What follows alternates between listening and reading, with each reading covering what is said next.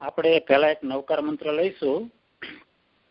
નમો રિહંતાણમ નમો સિદ્ધાણમ નમો આયરિયાણમ નમો વજ્જાયાણમ નમો લોએ સૌવસાહોણમ એસો પંચનમોકારો સૌવ પાવપણાસણો મંગલાનંચ સૌવેસીમ પરમમ હવૈ મંગલમ. બધાને જય જિનેન્દ્ર. જરાક અવાજ જરાક હેવી છે તો મને માફ કરજો. આજે ઓક્ટોબર 19, 2016 આપણો બુધવારનો સ્વાધ્યાય જે સામાન્ય રીતે આરાધના હોલથી કરતા હોઈએ છીએ, આજે આપણે ફોન બ્રિજથી કરીએ છીએ. અને સ્વાધ્યાય કૃપાળુદેવ શ્રીમદ રાજચંદ્રના વચનામૃત એના ઉપર ચાલે છે. અને એની સાથે પૂજ્ય શ્રી બ્રહ્મચારીજીએ જે કંઈ થોડું વિવેચન કરેલું છે એ પણ આપણે સાથે લઈએ છીએ. અત્યારે પત્રાંક 493 જે 6 પદનો અત્યંત મહત્વનો પત્ર છે એના ઉપર લગભગ છેલ્લા 8-10 સ્વાધ્યાયથી આપણો સ્વાધ્યાય ચાલી રહ્યો છે. ઘણો મહત્વનો પત્ર છે. 9 તત્વોને સમજવા માટે આ 6 પદ સમજવા પણ એટલા જ જરૂરી છે. અને કૃપાળુદેવથી માંડીને, બ્રહ્મચારીથી માંડીને, લલ્લુજી મુનિથી માંડીને બધાએ એમ જ કહ્યું છે કે આ 6 પદ જે છે એ સમ્યક્ત્વ પદની પ્રાપ્તિ અર્થે એનો આ હરિભદ્રેશ્વરી મહારાજથી માંડીને ઘણા જ્ઞાની પુરુષોએ એનો વિસ્તાર કર્યો છે અને આપણને ખરેખર એનો લાભ મળ્યો છે. કૃપાળુદેવે એના ઉપર 142 ગાથા આત્મસિદ્ધિને લખી આપણા ઉપર મહાન ઉપકાર કર્યો છે. અને અત્યારે આપણે 6 પદનો જે પત્ર પહેલા લખેલો એના ઉપર આપણું વિવેચન ચાલી રહ્યું છે. ગયા બુધવારે આપણે 5મો પદ મોક્ષ છે એના ઉપર લગભગ આપણે વાંચન કરી લીધેલું. અત્યારે આપણે સાધના પથ એની અંદરથી પેજ નંબર 156 156 કદાચ કમનસીબે આપણે બધા ઘરેથી કરીએ છીએ એટલે તમારા ઘણાની પાસે કદાચ બુક ન પણ હોય, પણ હું અહીંયા એનો જે વિવેચન જે બ્રહ્મચારી જે કર્યું છે એ આપણે ગયા વખતે વાંચી ગયેલા, પણ જે 2-3 મહત્વના પોઈન્ટ છે એ આપણે જરા 5 મિનિટ માટે રિવ્યુ કરીશું. એની અંદર એમને બહુ સ્પષ્ટ રીતે કીધું કૃપાળુદેવે કે ભાઈ કર્તાપણું હોવાથી ભોગતાપણું છે, પણ તેમ છતાંય કર્મનું ટળવાપણું પણ છે. કારણ કે જો કર્મનું ટળવાપણું ન હોય તો આપણો મોક્ષ કદી થાય નહીં. અને એનું કારણ એમને એમ આપ્યું કે કેમ કે પ્રત્યક્ષ કષાય આદિનું તીવ્રપણું હોય, પણ તેના અનભ્યાસથી, તેના અપરિચયથી, તેને ઉપશમ કરવાથી તેનું મંદપણું દેખાય છે, તે ક્ષીણ થવા યોગ્ય દેખાય છે અને ક્ષીણ થઈ શકે છે. અને તે બંધ ભાવ ક્ષીણ થઈ શકવા યોગ્ય હોવાથી તેથી રહિત એવો જે શુદ્ધ આત્મ સ્વભાવ તે રૂપ મોક્ષપદ છે. આપણે એના ઉપર બ્રહ્મચારીજીનું થોડું વિવેચન લીધેલું, પણ બહુ ટૂંકાણમાં કહીએ તો આપણે જે કંઈ કર્મબંધ કર્યો છે એ કર્મબંધ સમયે સમયે ઉદયમાં આવતો જાય છે. એનો જેવો સ્થિતિકાળ પાકે, અબાધાકાળ પૂરો થાય અને કર્મના ઉદય આવતો હોય છે. એ કર્મના ઉદય વખતે સામાન્ય રીતે જીવ જેને એવી આત્મજાગૃતિ નથી, અથવા તો જેને છૂટવાની ભાવના નથી, અથવા તો જે ખરેખર જેણે આ સંસારમાંથી છૂટવું છે, સંસારનો થાક લાગ્યો છે, એવો જીવ જે છે એ જરા વિચાર કરશે કે મારે શું કરવું.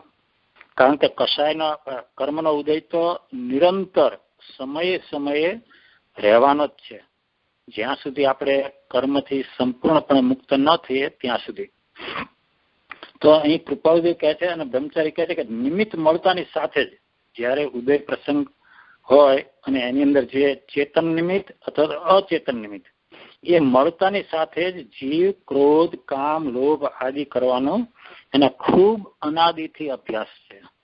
એવું નથી કે એને કઈ એક ભાવ પહેલા 2 ભાવ પહેલા, અનાદિથી એને એ આ અભ્યાસ છે અને એને અનાદિની વૃત્તિ કહો, અનાદિના સંસ્કાર કહો, કર્મબંધ કહો, પણ એ ઉદયમાં આવતાની સાથે જ જીવ નિમિત્તની સાથે ભળી જાય છે, તેમાં ખેંચાઈ જાય છે, તણાઈ જાય છે અને એ નિમિત્તને અનુરૂપ, ઉદય પ્રસંગને અનુરૂપ એ કશાય ભાવ, ક્રોધ, માન, માયા, લોભ, રાગ, દ્વેષ વગેરે કરતો રહે છે. અને અહીં કૃપાળદેવ કહે છે કે ભલે એવું નિમિત્ત આવેલું હોય, ભલે તે કર્મ બાંધેલા હોય, પણ એવા નિમિત્તમાં આત્માનું બળ વાપરી જો ક્ષમા આદિ ધારણ કરે અને ક્રોધાદિ ભાવને ભૂલવા, સ્વાધ્યાય આદિમાં મનને રોકે, એની સાથે સાથે પૂર્વે જે કશાય કર્યા હોય તેની વિસ્મૃતિ કરે. કારણ કે આપણે બધાએ કોઈ ને કોઈ જગ્યાએ ભૂતકાળમાં કંઈ ને કંઈ કશાય કરેલા હોય છે, આવેશ કરેલો હોય છે, પત્ની સાથે, બાળકો સાથે, આપણા મિત્રો સાથે, કુટુંબીઓ સાથે, સમાજની વ્યક્તિઓ સાથે. તો એ આપણી સ્મૃતિમાં હોય છે અને જેને છૂટવાની ભાવના હોય એને તેની વિસ્મૃતિ કરીએ જ છૂટકો. એટલા માટે જ્ઞાની પુરુષે કહ્યું છે કે ભૂતકાળને ભૂલીએ જ છૂટકો. ભૂતકાળ જ્યાં સુધી લીલોછમ છે, જ્યાં સુધી આપણા અવચેતન મનમાં આ બધા સંસ્કારો પડેલા છે ભૂતકાળના, જન્મ જન્માંતરના, ત્યાં સુધી જીવની આત્મજાગૃતિના અભાવમાં સહજ રીતે જ એ રિએક્શન, પ્રત્યાઘાત આપતો હોય છે. તો અહીં કૃપાળજી કહે છે અને બ્રહ્મચારીજી કહે છે કે જો તારે છૂટવું હોય, જો તારે ખરેખર કશાયને વશ, કર્મને વશ ન થવું હોય, તો તું આ ક્રોધાદી ભાવોને ભૂલવા માટે સ્વાધ્યાય, સત્સંગ આદિમાં મનને રોકવું. આ એમને પહેલો ઉપાય કીધો.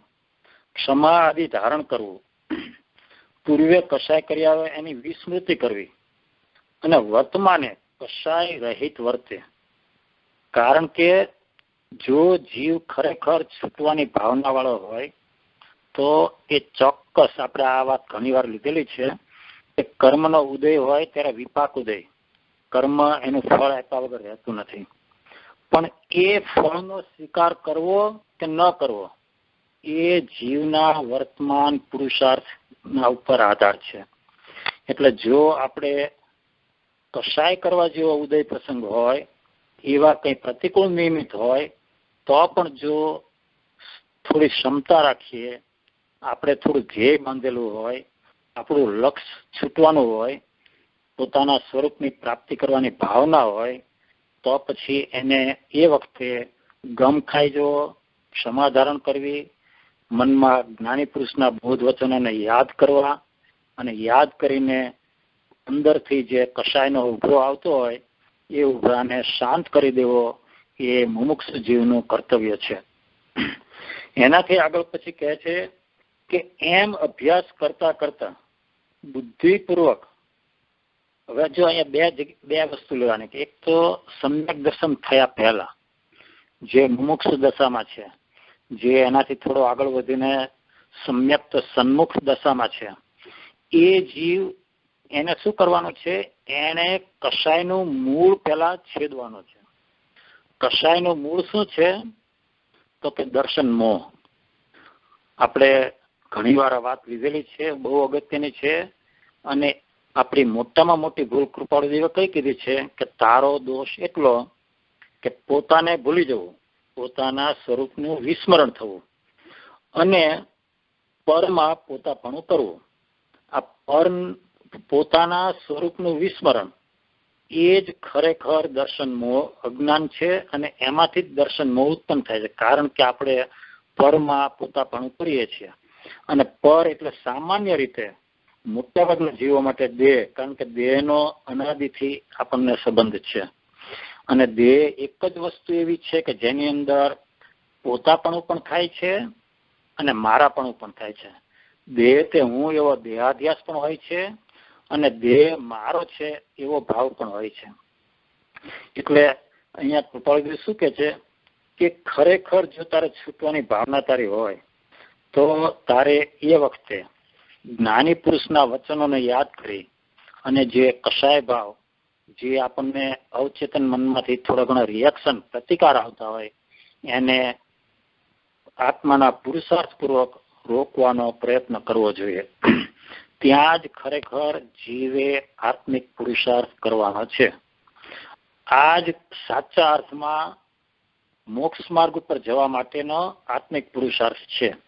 અને બહારમાં ભલે આપણે શુભ ક્રિયા કરીએ અને બીજી પણ બધી ક્રિયાઓ કરીએ, સ્વાધ્યાય કરીએ, વાંચન કરીએ, ચિંતન કરીએ, પણ ઉદય પ્રસંગે જ્ઞાનીના વચનોને હાજર કરી, યાદ કરી, આપણા કશાય ભાવને, રાગ દ્વેષને રોકવા, એ જ ખરેખર આપણા હાથમાં વર્તમાન પુરુષાર્થ છે. અને એના માટે જ અહીંયા કહે છે કે જો તમે એવી રીતે આત્મ સ્વરૂપમાં રહેવાનો પ્રયત્ન કરો, જો તમે ક્ષમાભાવ ધારણ કરો, જો તમે પરિસ્થિતિનો શાંત ભાવે સ્વીકાર કરો, તો પછી એ સ્વીકાર ભાવની અંદર, એ સાક્ષી ભાવના બળે અવચેતન મનમાંથી જે બધી પૂર્વના આપણી વૃત્તિઓ છે એનું ઉપશમન થશે. એ વૃત્તિઓ જોર કરી શકશે નહીં. ભલે એનો છેદ હજી નહીં થાય, પણ એ વૃત્તિ દબાયેલી રહેશે. અને આપણે ગયા સ્વાધ્યાયમાં વાત કરેલી કે જેટલો સમય તમે એનો ઉપશમ કરો, એટલો તમે સત્તામાં રહેલા કર્મો ઉપર ઘા કરો છો. એટલે કે તમે સત્તામાં રહેલા કર્મોનો સ્થિતિબંધ પણ થોડો અંશે ઓછો કરો છો અને સત્તામાં રહેલા કર્મોના રસબંધને પણ તમે થોડો ઓછો કરો છો. આવી રીતે જ જીવ આગળ વધે છે. આવી રીતે જ જીવ અંત ક્રોડાક્રોડીમાં આવે છે અને એ યથાપ્રવત્કરણમાં આવીને પછી એ અપૂર્વકરણ સુધી જાય છે. એનાથી આગળ વધતા કૃપાળુદેવ કહે છે અને બ્રહ્મચારીજી કહે છે કે કદાચ આપણને કોઈ દુષ્ટ માણસનો પરિચય થયો હોય તો એનો અપરિચય કરવો એ પણ આપણો એક પુરુષાર્થ છે. એના માટે આપણે ક્ષમાભાવ ધારણ કરવો એ આપણા હાથમાં છે. કે એને જે કંઈ આપણા માટે કરેલું હોય ખોટું કામ, તો એ મારા કર્મનો ઉદય હતો અને એ તો નિમિત્ત માત્ર હતો, એવી સમજણપૂર્વક, ખાલી મિકેનિકલી નહીં પણ એવી સમજણને આગળ કરીને જો તમે વિચાર કરશો તો એ દુષ્ટ પરિચય જે છે એ તરત જ હળવો થઈ જશે અને ધીમે ધીમે એનો છેદ થશે.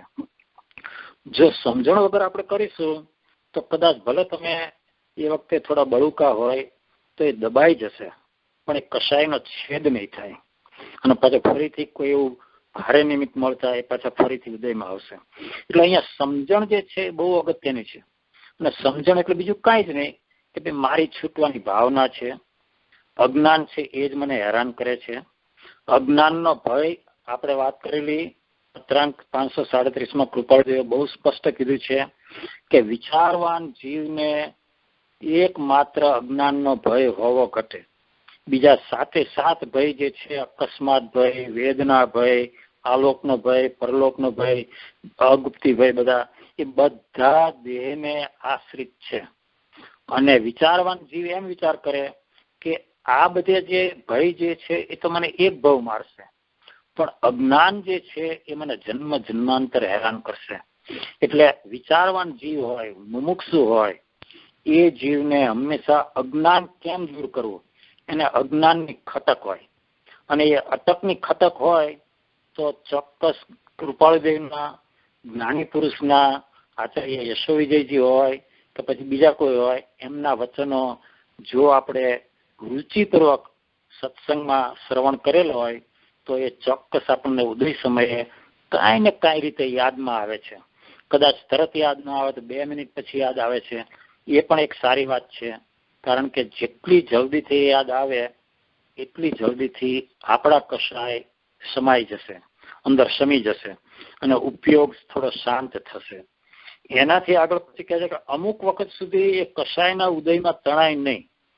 અને તમે જેમ જેમ એવું કરો ને કશાયના ઉદયમાં તણાય નહીં, એમ એમ અનાદિની વૃત્તિનો ક્ષય થતો જશે અને અપ્રમદ દશામાં આવશે. હવે કોની વાત કરે છે બ્રહ્મચારીજી? જ્ઞાની જીવની. એ એકવાર એને મૂળથી છેદ કર્યો, દર્શન મોહને એને ઉપશમ કર્યો કે ક્ષયોપશમ કર્યો કે ક્ષય કર્યો, પછી એ 5મા ગુણ સ્થાને, 6ઠે ગુણ સ્થાને એને સતત આ ભેદ જ્ઞાનનો અભ્યાસ કરવો જ રહ્યો. કાનજી સ્વામીને પૂછેલું કે ભેદ જ્ઞાનનો અભ્યાસ ક્યાં સુધી કરવો, અમને સમ્યક દર્શન થાય ત્યાં સુધી. બહુ સરસ એમને કીધું કે ભેદ જ્ઞાનના અભ્યાસથી તને સમ્યક દર્શન થશે. ભેદ જ્ઞાનના અભ્યાસથી તું અણુવ્રતિ શ્રાવક બનીશ. ભેદ જ્ઞાનના અભ્યાસથી જ તું સાધુપણું ધારણ કરીશ. ભેદ જ્ઞાનના અભ્યાસથી જ તું મુનિ દશામાં આવીશ. અને એ ભેદ જ્ઞાનના અભ્યાસથી જ તું સંજ્વલન કષાયને પણ મંદ કરીને તું શ્રેણીમાં ચડીશ.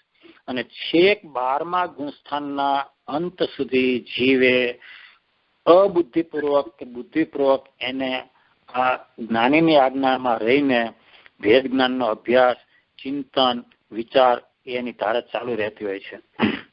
તો અહીંયા કહે છે કે હવે તારે એ અપ્રમદ દશામાં આવ્યો હોય તો શું થશે કે આત્માનું બળ વધતું જશે. અને ઘણી વાર, અસંખ્ય વાર 6 થી 7 આવે, પાછો પ્રયત્ન કરે, પાછો 7 થી 6 આવે, પછી પાછો 7 આવે, કરી કરીને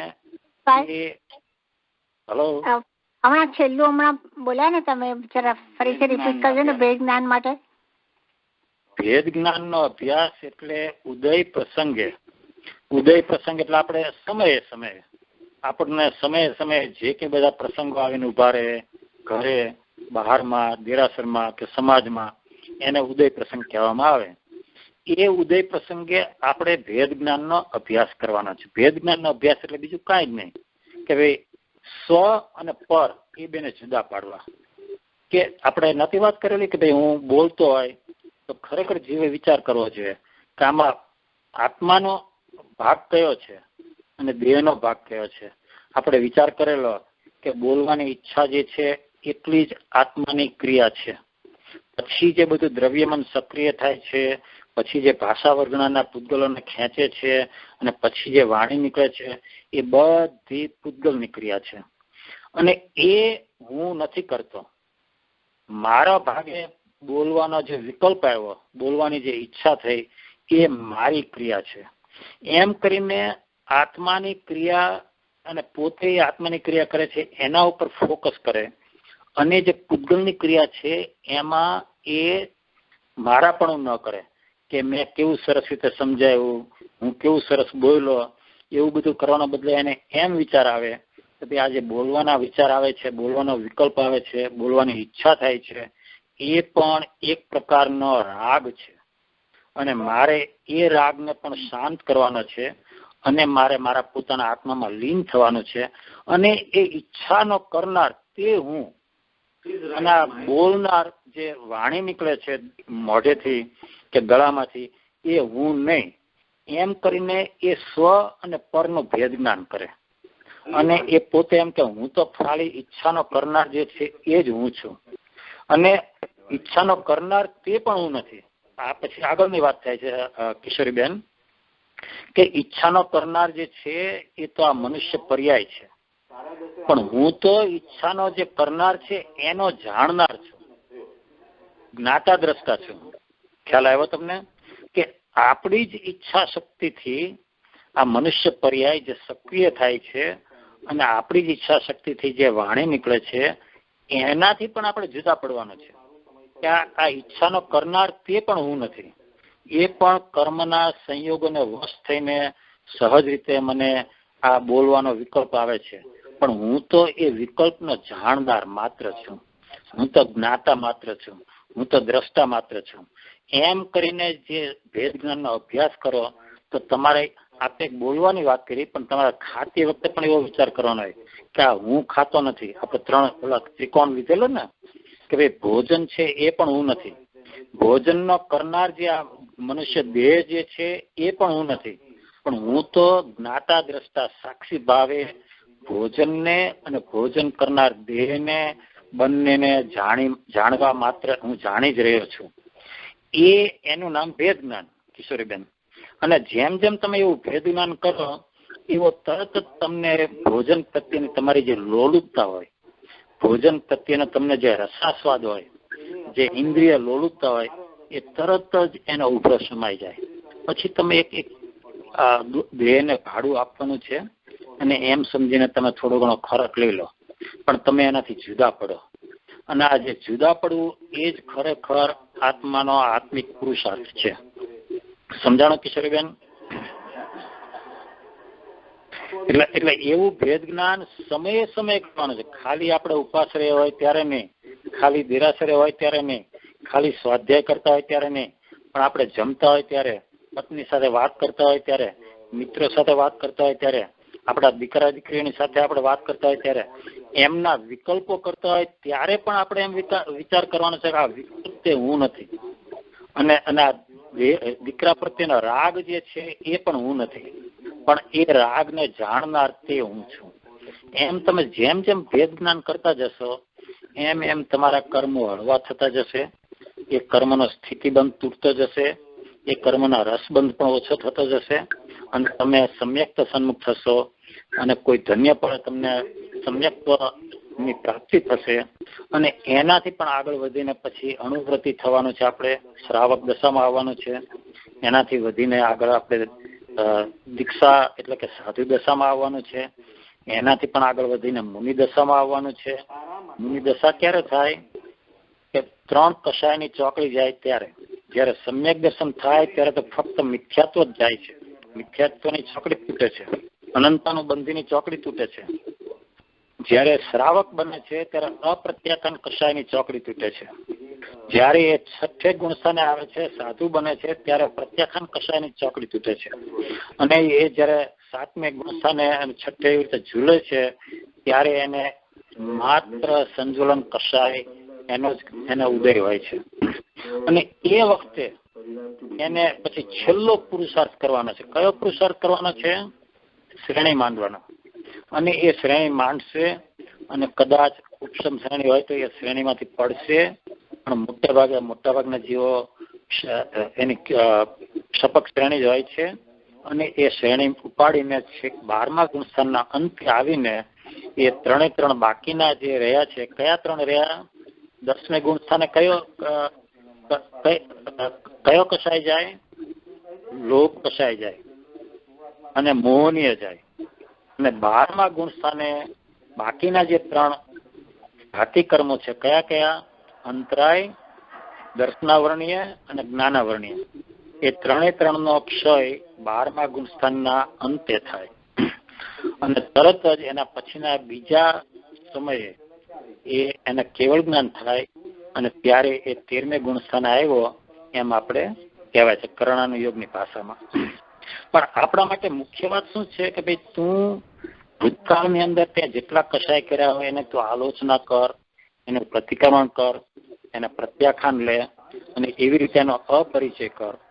અને જે ઉદયમાં આવેલા હોય એ વખતે જ્ઞાની પુરુષના બોધ વચનોને યાદ કરીને તું તારા કષાયના ઉભરાને સમાવી દે. અને એવી રીતે તું અનભ્યાસ કરે, અપરિચય કરે, અથવા તો પુરુષાર્થના બળથી તમે એને ઉપસમાવી દો, તો છેવટે આપણે આવ્યું ને કે તે તો પછી તેનું મંદ પણ દેખાય છે, એ ક્ષીણ થવા યોગ્ય દેખાય છે, અને ક્ષીણ થઈ શકે છે. અને આવી જ રીતે અનંતા જીવો એ કર્મને ક્ષીણ કર્યા છે, કર્મ રહિત થયા છે ઘાતી કર્મથી, અને 13મે ગુણસ્થાને આવેલા છે, અને ત્યાંથી પણ આગળ વધીને એ સિદ્ધ દશામાં પણ જાય છે. હવે આપણે અહીંયાથી 6ઠા જે પદ છે મોક્ષનો ઉપાય એ શરૂ કરતા પહેલા કદાચ બીજા કોઈને કંઈ પણ પ્રશ્ન હોય તો આપણે એ લઈ લઈએ અને પછી આપણે 6ઠા પદની શરૂઆત કરીએ.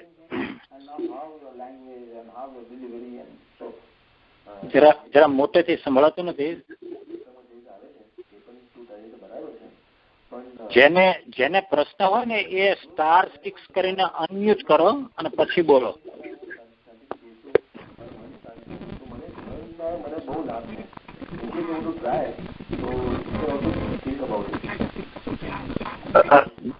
જે બોલે છે જરા, કારણ કે અવાજ ઘણો ધીમો આવે છે.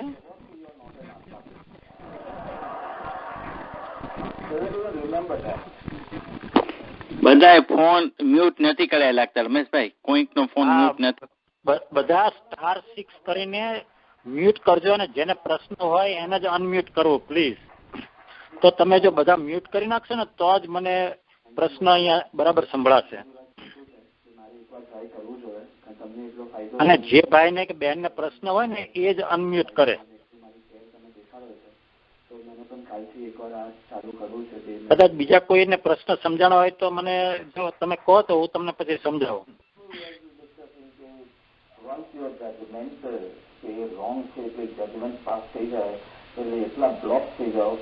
આઈ થિંક જેમ પ્રદીપભાઈ કીધું કોઈનો ફોન હજી મ્યુટ નથી થયો એટલે બેકગ્રાઉન્ડ નો અવાજ આવે છે.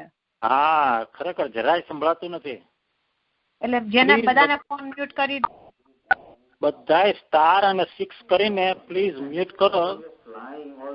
હવે તો ટ્રેન નો જવાનું છે ને, ટ્રેનમાં જવાનું છે કે પ્લેનમાં? આમ 3000 નો ડિફરન્સ ચાલુ આવે. સ્પેશિયલ ટ્રેનમાં જઈએ કે કોઈ ફ્લાઇટમાં જઈએ એટલે 501 નો ઉડાવીએ તો 1,500. કોઈ ક્રોસ ટોક છે, કોઈ બીજા જ ભાઈ છે જે આપણા ગ્રુપ બીજા કોઈની વાત ચાલે છે, પ્લીઝ મહેરબાની કરીને તમે સ્ટાર 6 કરીને મ્યુટ કરશો. I would really appreciate. આપણે જો પ્રશ્ન ન હોય તો છઠ્ઠું જે બહુ જ અગત્ય છે મોક્ષનો ઉપાય, એના ઉપર આપણે શરૂ કરીએ. તો પહેલા હું જે કૃપાળુદેવે જે મોક્ષના ઉપાય વિશે જે 500 લીટી લખેલી છે હું વાંચું છું કે છઠ્ઠું પદ તે મોક્ષનો ઉપાય છે. જો કદી કર્મબંધ માત્ર થયા કરે એમ જ હોય તો તેની નિવૃત્તિ કોઈ કાળે સંભવે નહીં. પણ કર્મબંધથી વિપરીત સ્વભાવવાળા એવા જ્ઞાન, દર્શન, સમાધિ, વૈરાગ્ય, ભક્તિ આદિ સાધન પ્રત્યક્ષ છે. જે સાધનના બળે કર્મબંધ શિથિલ થાય છે, ઉપશમ પામે છે અને ક્ષીણ થાય છે, માટે તે જ્ઞાન, દર્શન, સંયમ આદિ મોક્ષપદના ઉપાય છે. આ બહુ સહેલી અને સમજી શકાય એવી વાત છે કે જો જેમ કે એક માત્ર બધે અંધકાર જ હોય અને પ્રકાશ ન હોય તો અંધકારને કોઈ રીતે દૂર કરી શકાય નહીં. એ અંધકારથી જે વિપરીત સ્વભાવ વાળો એવો પ્રકાશ જો હોય તો જ અંધકારને દૂર થઈ, તો જ અંધકાર દૂર થાય. એવી રીતે આપણે જે કર્મ બંધ કર્યા છે અને જે કર્મનો ઉદય સમયે સમયે આવે છે એને લઈને જીવને જે ક્રોધ, માન, માયા, લોભ, રાગ, દ્વેષ, મારાપણું, આમ થાય તો ઠીક, આમ ન થયું તો સારું હતું, એ જે બધું થાય છે એનાથી વિપરીત સ્વભાવ વાળો જો એવી કોઈ વસ્તુ, એવી કોઈ સાધન આપણી પાસે ન હોય તો પછી કર્મબંધ સતત થયા જ કરે. કારણ કે આપણે એ કર્મના ઉદયને વશ થઈ જશું અને ફરીથી નવો કર્મબંધ બાંધશું અને પાછું ફરીથી એ કર્મનો ઉદય આવશે અને એ વિષચક્ર ચાલુ રહેશે. પણ કૃપાળુદેવ કહે છે કે ભાઈ એટલી ભગવાનની કૃપા કહો, વ્યવસ્થિતની કૃપા કહો કે જે કહો કે જીવના પોતાના જે ગુણો છે, અનંત જ્ઞાન, અનંત દર્શન, અનંત ચારિત્ર, અનંત વીર્ય, એ બધા ગુણો જે જ્ઞાન, દર્શન, સમાધિ, વૈરાગ્ય વગેરે એ આ કર્મબંધને હણનારા છે, છેદનારા છે. કારણ કે જો બહુ વિચાર કરીએ તો બહુ સમજાય એવી વાત છે કે આપણને કર્મબંધ કેમ થયો, તો કે આપણે જ્ઞાનને બદલે અજ્ઞાનપણે વર્તતા હતા. એટલે તો આપણે જો અજ્ઞાન દશામાં વર્તવાનું બંધ કરીએ અને જ્ઞાન દશામાં આવીએ તો બહુ સહેલાઈથી સમજી શકાય એવી વાત છે કે કર્મબંધ આપણને ન થાય. તો કે છે કે એ જ્ઞાન એટલે શું એ આપણે સમજવું પડશે કે ભાઈ જ્ઞાન કોને કહેવું, દર્શન કોને કહેવું, સમાધિ કોને કહેવી, વૈરાગ્ય કોને કહેવો. કારણ કે એ સમજ્યા વગર આપણે એમને ખાલી શુભાશુભની ક્રિયા કરશું તો આપણા કર્મ છેદાવાના નથી. કારણ કે શિષ્યએ બહુ સરસ પ્રશ્ન કરેલો કે શુભ કરે ફળ ભોગવે દેવાદી ગતિમાય, અશુભ કરે નરકાદી ફળ કર્મ રહિત ને કહે. એટલે જો આપણે કાયમને માટે શુભ કે અશુભ કરતા રહીશું તો પછી એને છેદવાનો કોઈ સાધન જો નહીં હોય તો આપણે શુભાશુભના ચક્રમાં જ અનંતકાળ રહ્યા છીએ અને બીજા અનંતકાળ પણ અનંતકાળ આપણે એમાં રહેશું. પણ કૃપાળુદેવ કહે છે કે ભાઈ જો તું જ્ઞાન, દર્શન, સમાધિ વગેરે જે તારી પાસે તારા ગુણો છે એ ગુણો તું પ્રગટાવે, એ ગુણોનો તું આશ્રય કરે તો ચોક્કસ આ કર્મબંધનો છેદ થાય, શુભાશુભ ભાવમાંથી તું બહાર આવીશ. તો જ્ઞાન કોને કહેવું? અજ્ઞાન કોને કહ્યું? આપણે હમણાં વિચાર કર્યો ને, તો અજ્ઞાન કોને કીધું? કે સ્વનું વિસ્મરણ, પોતાના સ્વરૂપનું અજ્ઞાન, પોતાનું સ્વરૂપ ખરેખર શું છે એની અભાન દશા, એને જ અજ્ઞાન કહ્યું છે. અને આ અજ્ઞાનમાંથી પરમાં આપણને પોતાપણું થાય છે, અહમ અને મમત્વ. કૃપાળુદેવે પછી આગળના પત્રમાં આગળના પેરેગ્રાફને કીધું જ છે કે આ અનાદિ સ્વપ્ન દશાને લીધે ઉત્પન્ન થયેલો અહમભાવ, મમત્વ ભાવ, એને જ છેદવાના છે. તો એ છેદવા માટે તારે જ્ઞાન જોશે. તો એના માટે અજ્ઞાન દૂર કરવું પડશે. એટલી સીધી વાત છે. તો અજ્ઞાન કેવી રીતે હતું? કે ભાઈ પરનું વિસ્મરણ હતું. પરને સ્વનું વિસ્મરણ હતું. અને સ્વમાં વિસ્મરણ હતું એટલે તે પરમાં પોતાપણું કર્યું. હવે જે પરમાં તે પોતાપણું કર્યું છે એનું નામ જ દર્શન મોહ, એનું નામ જ ખરેખર અજ્ઞાન. તો હવે એ પરમાં પોતાપણું છોડીને જો જીવ સ્વમાં પોતાપણું કરે તો એનું અજ્ઞાન સહેજે ટળી જાય. એટલી સીધી સાદી વાત છે. 2 ને 2 4 જેવી વાત છે. તો કયા જ્ઞાનને ખરેખર જ્ઞાન કહેવું? આ એક થોડુંક સમજવા જેવો પ્રશ્ન છે કે શાસ્ત્ર જ્ઞાનને જ્ઞાન કહેવું? તો જ્ઞાનીઓ કહે છે કે ના, શાસ્ત્ર જ્ઞાન એ જ્ઞાન નથી.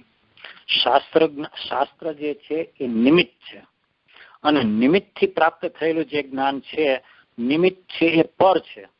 એટલે એ શાસ્ત્ર જ્ઞાન છે એ પરલક્ષી જ્ઞાન છે. એટલે તું ગમે એટલું તારું શાસ્ત્ર જ્ઞાન હોય તો પણ એ સમ્યક જ્ઞાન કે આત્મજ્ઞાન એને કહેવામાં આવતું નથી. અને એટલા માટે જ કૃપાળુદેવે કીધું કે જો હોય ભણેલ પૂર્વ નવ પૂર્વ પણ જીવને જાણ્યો નહીં, તો સર્વય જ્ઞાન ભાખ્યું સાક્ષી છે આગમય. કે નવ પૂર્વનું જ્ઞાન તારી પાસે હોય, શાસ્ત્ર જ્ઞાન, પણ એ બધું જ્ઞાન છે એ તારા પોતાના સ્વરૂપને સમજવા માટે, તારા સ્વરૂપના અનુભવન માટે, એની અનુભૂતિ માટે છે. અને જો તને તારા સ્વરૂપની અનુભૂતિ ન થઈ તો એ નવે નવ પૂર્વના જ્ઞાનને આગમની અંદર અનંતા જ્ઞાની પુરુષોએ અજ્ઞાન કીધું છે. તો એટલે એક વસ્તુ નક્કી થઈ કે શાસ્ત્ર જ્ઞાન છે એ ઉપકારી છે, જરૂરી છે, પણ એટલા માત્રથી આપણું કાર્ય થવાનું નથી. અજ્ઞાન એના એટલા માત્રથી જ દૂર થવાનું નથી. તો શાસ્ત્ર જ્ઞાનની અગત્યતા શું છે? તો કે ભાઈ તું એનાથી થોડું તું ચિંતન કરી શકે, મનન કરી શકે, તું થોડો નિર્ણય કરી શકે, તત્વ નિર્ણય કરી શકે કે હું આ છું અને હું આ નથી. કૃપાળુદેવે કહ્યું ને જે કે હું દેહાદિ સ્વરૂપ નથી, દેહ, સ્ત્રી, પુત્ર આદિ કોઈ પણ મારા નથી. એ એવો પાક્કો નિર્ણય થવો છે કે હું આ 3 કાળ 3 લોકમાં હું ક્યારે આ નથી અને નથી. અને કૃપાળુદેવ કીધું કે તો પછી તું શું છે? તો કે હું શુદ્ધ ચૈતન્ય સ્વરૂપ અવિનાશી એવો આત્મા છું. આ નિર્ણય એવો પાક્કો થવો જોઈએ કે એ મરણ વખતે પણ એને ખરેખર આ મનમાં રહેવું જોઈએ કે ભાઈ હું શુદ્ધ ચૈતન્ય સ્વરૂપ અવિનાશી એવો આત્મા છું, અને હું દેહાદિ સ્વરૂપ નથી, દેહ, સ્ત્રી, પુત્ર આદિ કોઈ મારા નથી. આ બધું જે છે એ ઉપાધિ છે, અને મારા અજ્ઞાનમાંથી ઉત્પન્ન થયેલી એ બધી ઉપાધિ છે. તો હવે એ શાસ્ત્ર જ્ઞાનની ઉપયોગિતા તત્વ નિર્ણય માટે છે. તો ઘણી જગ્યાએ કીધું છે કે જ્ઞેયાકાર જ્ઞાન છે કે ભાઈ હું બધું પરને જાણું છું કે ભાઈ આ પુરુષ છે, આ સ્ત્રી છે, આ અરીસો છે, આ ઘર છે.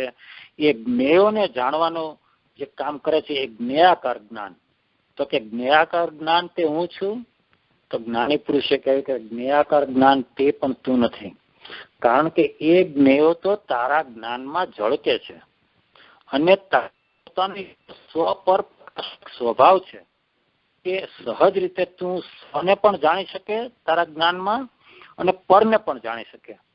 તકલીફ ક્યાં થાય છે કે પરને જાણતાની સાથે જ આપણે પરમાં ખેંચાઈ જઈએ છીએ, પરમાં આપણે પોતાપણું કરીએ છીએ, મારું તારું કરીએ છીએ, ઠીક અઠીક કરીએ છીએ, સારું ખરાબ કરીએ છીએ, આમ થયું તો સારું હતું કે આમ ન થયું તો સારું હતું.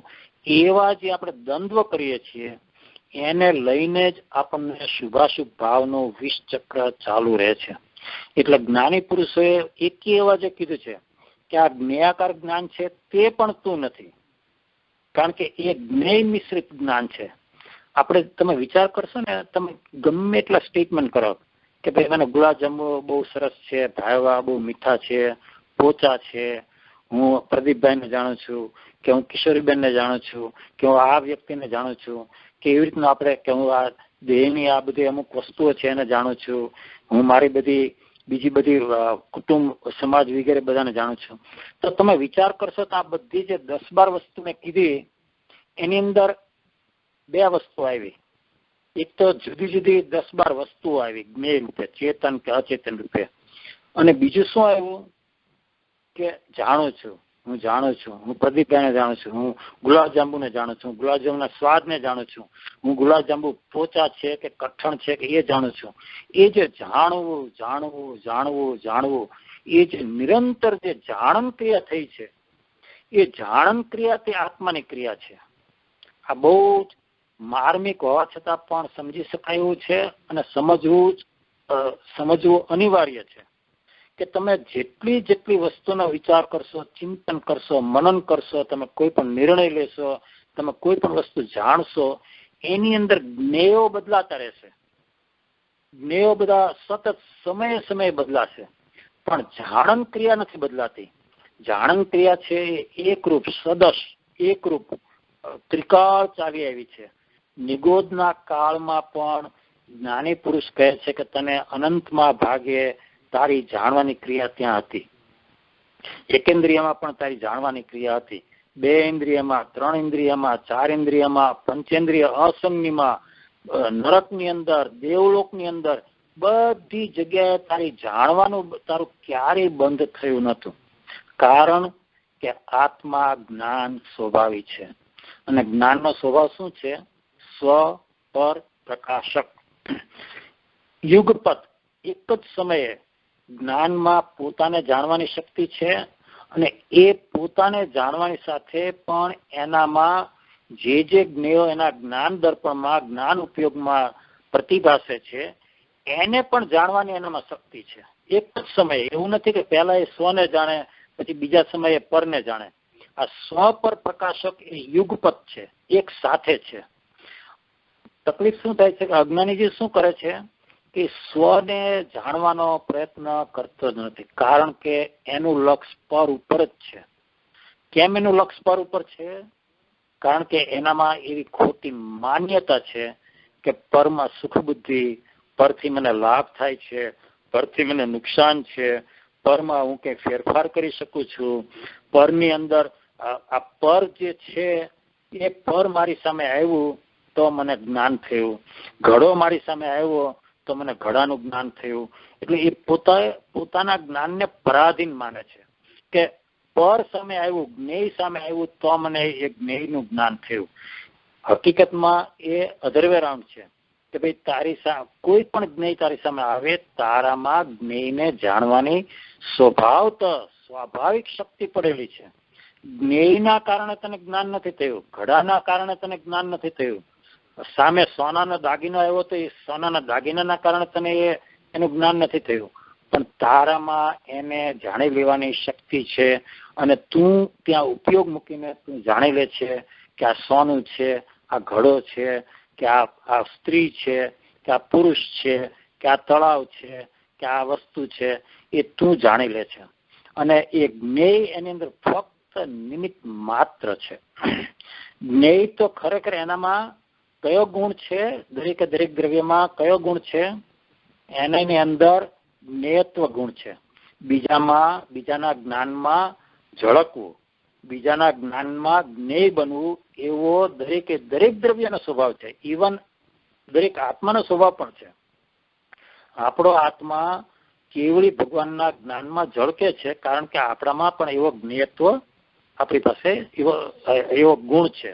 જે 6 ગુણ છે ને, સામાન્ય ગુણ છે, એની અંદર પ્રમેયત્વ, જ્ઞેયત્વ એટલે પ્રમેયત્વ, એ કે બીજાના જ્ઞાનમાં આપણે જ્ઞેય બનીએ એવી આપણામાં એક સામાન્ય ગુણ શક્તિ છે. અને એને લઈને આપણે પણ બીજાના જ્ઞાનમાં આપણે જ્ઞેય બનીએ છીએ, અને બીજા બધા પણ આપણા જ્ઞાનમાં જ્ઞેય બને છે.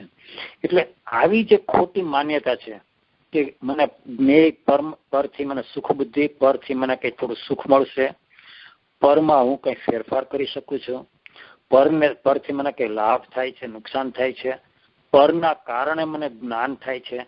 આ બધી ખોટી માન્યતાને લઈને એને જેવું પોતાના જ્ઞાન ઉપયોગમાં પર જણાય છે કે તરત જ એનો ઉપયોગ એ જ્ઞેય લુપ્ત થઈ જાય છે.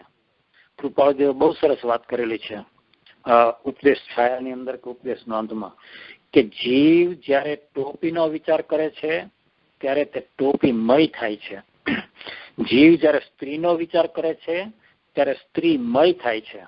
કારણ કે એનો સ્વભાવ છે એ કલ્પ સ્વરૂપ છે. જેવું ચિંતવે તેવો તે થાય. આ કૃપાળુદેવનું બહુ સરસ જેને કહેવાય સૂત્રાત્મક વાક્ય છે કે જીવ જેવું ચિંતવે તેવો તે થાય. જો એ સ્ત્રીનો વિચાર કરે, સ્ત્રીમાં તન્મય થાય, સ્ત્રીના દેહમાં તન્મય થાય, તો એ સમયે સ્ત્રીમય થયો છે. હવે આ જ વસ્તુને જો પોઝિટિવલી લઈએ ને તો જીવ જ્યારે આત્માનો વિચાર કરે ત્યારે તે આત્મામય થાય. અને એને જ આત્મવિચાર કહેવામાં આવે છે કે તું જે 5 ઇન્દ્રિયના વિષયોના વિચારોમાં સતત કાયમ સમયે તું લાગી રહે છે, ત્યાંથી તું તારો ઉપયોગ વ્યાવૃત કરે, છૂટો પાડે. નિશી જે કહે છે એનો ખરો અર્થ આ જ થાય છે કે ભાઈ હું થોડા સમય માટે પરમાંથી કોઈ પણ પર વસ્તુમાંથી દેહ, સ્ત્રી, પુત્ર, સમાજ, કુટુંબ, પરિવાર, મારો ધંધો બધામાંથી હું ઉપયોગને હમણાં છૂટો પાડું છું અને ઉપયોગને હું મારા આત્મસન્મુખ કરું છું. એનું જ નામ નિસિહી. અને વિચારવાન જીવ, સમ્યક્ત્વ સન્મુખ જીવ, એને નિસિહી ક્યારે કરવાનું હોય છે? જો કોઈ એમ માનતું હોય કે જયારે આપણે દેરાસરમાં જઈએ અને દેરાસરમાં આપણે દાખલ થઈએ અને જયારે ગભારામાં દાખલ થઈએ ત્યારે જ નિશ્ચય કરવાનું છે, તો એની સમજણમાં મોટું ગાબડું છે, બહુ મોટી કચાશ છે. વિચારવાન જીવે સમયે નોકરી કરતો હોય ત્યારે, ડ્રાઈવ કરતો હોય ત્યારે, ખાતો હોય ત્યારે, પીતો હોય ત્યારે, પત્ની સાથે કોઈ પણ સંબંધ કરતો હોય ત્યારે, દીકરા દીકરીની સાથે કઈ વ્યવહાર કરતો હોય ત્યારે સમયે એને પોતાને આત્મજાગૃતિ રાખવાની છે. સમયે એને કહેવાનું છે કે હું તો ચૈતન્ય, શુદ્ધ ચૈતન્ય સ્વરૂપ અવિનાશી એવો આત્મા છું અને આ બધું જે હું કરું છું એ કર્તવ્ય અને ફરજ રૂપે મારે કરવું પડે અને મારી જવાબદારી છે એમ સમજીને કરું છું. એમ કરીને જો એનાથી એ છૂટો પડે અને પોતે પોતાના સ્વરૂપમાં એ પોતાપણું કરે તો કૃપાળુદેવ તો બહુ સ્પષ્ટ વાત કરે છે પત્રાંગ 446 ની અંદર કે પ્રદેશથી જીવના ઉપયોગને આકર્ષક એવો આ સંસાર, તેના વિશે સમય માત્ર, સેકન્ડ ન કીધી, ક્ષણ ન કીધી, મિનિટ ન કીધી, સમય માત્ર પણ અવકાશ લેવાની જ્ઞાની પુરુષોએ ના કહી છે. પછી પાછું એમ પણ કીધું કે કેવળ તે વિશે નકાર કહ્યો છે. પાછા કોઈ એમ કહે કે ભાઈ આ અમુક સમય બરાબર છે, અવકાશ નહીં લેવાનો, પણ કર્તવ્યના ફરજ વખતે તો અવકાશ લેવાનો. તો કૃપાળુદેવે સ્પષ્ટ કીધું છે કેવળ નકાર. તું કર્તવ્યને ફરજ બજાવતો હોય ત્યારે પણ તારે ત્યાં અવકાશ નથી લેવાનો, ત્યારે પણ તારે ટ્રસ્ટીશીપ જાળવવાની છે, ત્યારે પણ તારે એક ટ્રસ્ટી તરીકે એ ફરજ બજાવવાની છે અને એનું નામ જ અવકાશ ન લેવો એમ છે. અને એ તમે જો કરો તો તમે પરથી છૂટા પડો. એટલે તમારા જ્ઞાન ઉપયોગની અંદર જે બધા જ્ઞેયો ઝળકે છે એ જ્ઞેયોને તમે ગૌણ કરો છો. જો જ્ઞેયો તમારા જ્ઞાનમાં ઝળકવાના જ છે, કારણ કે એનો સ્વભાવ છે. જ્ઞાન ઉપયોગ કદી પણ જ્ઞેયાકાર વગર રહી શકે નહીં, કારણ કે એ એનો સ્વભાવ છે, ત્રિકાળ સ્વભાવ છે. એટલે એ જ્ઞેયો તો જ્ઞાન ઉપયોગમાં ઝળકવાના, પ્રતિભાસવાના, પ્રતિબિંબિત થવાના છે. આપણું કર્તવ્ય શું છે કે એ જ્ઞેયોને ગૌણ કરવી. અને એ જ્ઞેયોને ગૌણ તમે કરશો તો એ જ્ઞેયો જેમાં ઝળકી રહ્યા છે એ જ્ઞાન ઉપયોગ તમને તમારા ઉપયોગની અંદર તમને તેનું ભાષણ થશે. તમને એની અનુભૂતિ થશે કે આ જાણનાર જ્ઞાન ઉપયોગ તે હું, આ જે મારો જ્ઞાન ઉપયોગ રૂપી દર્પણ જ્ઞાન દર્પણ છે તે હું છું, એની અંદર જે જ્ઞેયો ઝળકે છે એ હું નથી. અને એ જ્ઞાન ઉપયોગની અંદર તમને તમારું પોતાપણું થાય, તમને એનું ભાવભાષણ થાય. તો આપણે આ 3-4 વાર વાત કરેલી છે. એ જ્ઞાન ઉપયોગમાં કોણ રહેલું છે? તો જ્ઞાન ઉપયોગ એ જ્ઞાન ગુણમાંથી આવેલો છે. અને ગુણ અને ગુણી, ગુણ આત્મા, જ્ઞાન ગુણ અને આત્મા એ કદી પણ છૂટા પડી શકે નહીં. એ અભેદ છે, ત્રિકાળ અભેદ છે, અનન્ય છે. કારણ કે જેમ સાકરમાંથી મીઠાશ છૂટી ન પડી શકે, મીઠામાંથી ખારાશ છૂટી ન પડી શકે, એવી જ રીતે જ્ઞાન સ્વભાવ જે છે આત્માનો, એ આત્મામાંથી જ્ઞાન ગુણ કદી પણ છૂટો પડી શકે નહીં. એટલે ખરેખર તો એ જ્ઞાન ઉપયોગમાં કોણ ઝળકે છે? આપણો પોતાનો આત્મા. એટલે જેવો તમે બધા જ્ઞેયોને ગૌણ કરો એટલે તમને પોતાને તમારા સ્વરૂપની ભાવભાષણ થશે, તમને એ નજરાશે, તમને ખ્યાલ આવશે કે ઓહો, આ જાણનાર તે હું, આ જ્ઞેય તે હું નહીં, આ ગુલાબજાંબુ તે હું નહીં, ગુલાબજાંબુનો સ્વાદ જે આવે છે તે પણ હું નહીં, આ દેહ જે ગુલાબજાંબુને પચાવી રહ્યું છે એ દેહ પણ હું નહીં, હું તો એ બધાનો જાણનાર માત્ર છું. અને આવું જેમ જેમ તમે એનો અભ્યાસ કરશો ત્યારે એ જ્ઞાનાકાર જ્ઞાન જે છે એ તમને તમારી દ્રષ્ટિમાં પકડાશે, ગ્રહણ થશે. અને એનું નામ જ જ્ઞાન. જ્ઞાનાકાર જ્ઞાનનો આવિર્ભાવ કરવો એ ખરેખર જ્ઞાન છે. જ્ઞાનાકાર જ્ઞાન કહો, જ્ઞાન સામાન્ય કહો, સમ્યક જ્ઞાન કહો, આત્મજ્ઞાન કહો, આ બધા એકાર્થવાચી છે. અને એવું જેવું તમને થશે અને જેવું તમને નજરાશે એવો જ તમને તમારી આત્માની અનુભૂતિ થશે. અને એ જ વખતે બીજો સમય નહીં, એ જ સમયે તમારો શ્રદ્ધા ગુણ જે છે એ સર્ટિફાય કરશે કે તમે જે અનુભવ્યું, તમને જે અનુભૂતિ થઈ તે જ હું છું. અને એનું નામ જ સમ્યક દર્શન. અને એ સમ્યક દર્શનની સાથે જ સમ્યક જ્ઞાન કહો, આત્મજ્ઞાન કહો, જ્ઞાન સામાન્ય કહો, એ બધું એકાર્થવાથી એ જ સમયે તમારું બધું જાણવું જે છે એ સમ્યક થઈ જાય છે. અને એ જ્ઞાનની અંદર ખરેખર આપણા બધા કષાયો નિર્મૂળ થવા લાગે છે. કારણ કે એ જ જ્ઞાનની અંદર અસંખ્યાત કર્મોના ભૂક્કા બોલાય છે. એ જ જ્ઞાન જે છે એની અંદર અવચેતન મનમાં રહેલા અનાદિની વૃત્તિ, અનાદિના સંસ્કારો નિર્મૂળ થાય છે. એ જ જ્ઞાનની અંદર હજી સત્તામાં પડેલા કર્મો છે ખોખલા થાય છે, ખૂબ હળવા થાય છે. અને ત્યાંથી જ મોક્ષ માર્ગની શરૂઆત થાય છે. આ જે વાત આપણે કરીએ ચોથા ગુણસ્થાનની વાત છે. અને એ જ જ્ઞાન જે કીધું અહીંયા કૃપાળુદેવે કે એવા જ્ઞાન, એવું દર્શન, એવી સમાધિ. દર્શન કોને કીધું? કે એ જે એને શ્રદ્ધા થઈ કે આ જે મને અનુભૂતિ થઈ તે જ હું છું, એવી શ્રદ્ધા, એનું નામ જ દર્શન. અને સમાધિ કોને કીધી? તો કે સમ્યક ચારિત્ર.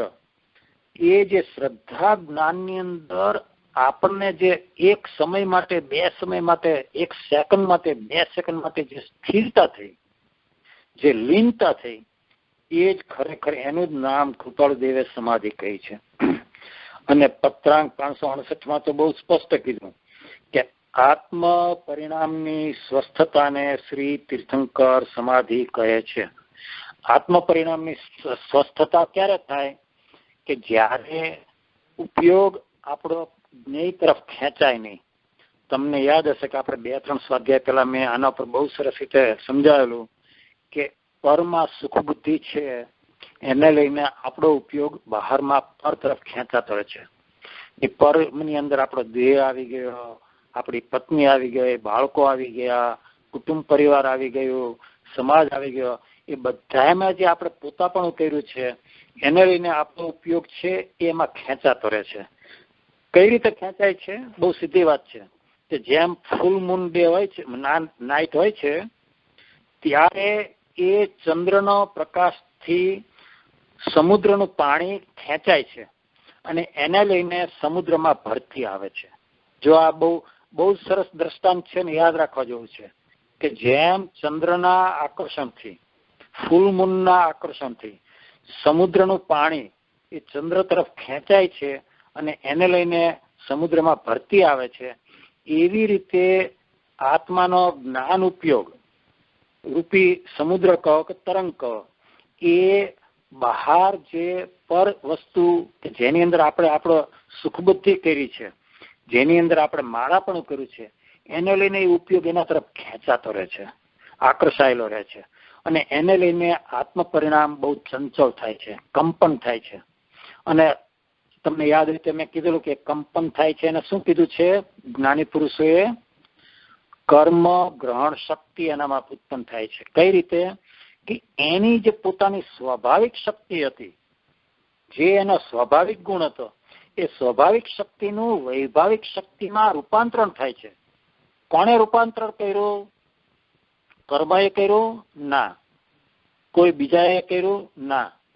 ત્યાં જ પોતે પરમાં સુખ બુદ્ધિ કરીને, ત્યાં જ પોતે તારા પગ ઉપર કુહાડો મારીને, ત્યાં જ પોતે ખરેખર તારા ઉપયોગને બહિર્મુખ કરીને તે એ આ શુભાશુભ ભાવ રૂપી રાગ, દ્વેષ, ક્રોધ, માન, માયા, લોભ વગેરે કરે છે. આ પર વસ્તુથી જ્યાં સુધી તું પાછો નહીં ફરે ત્યાં સુધી તારા આત્માના પરિણામ ચંચળ રહેશે, કંપન રૂપ રહેશે અને એને લઈને કર્મ ગ્રહણ શક્તિ અને એને જ તે દર્શન મોહ કીધો છે.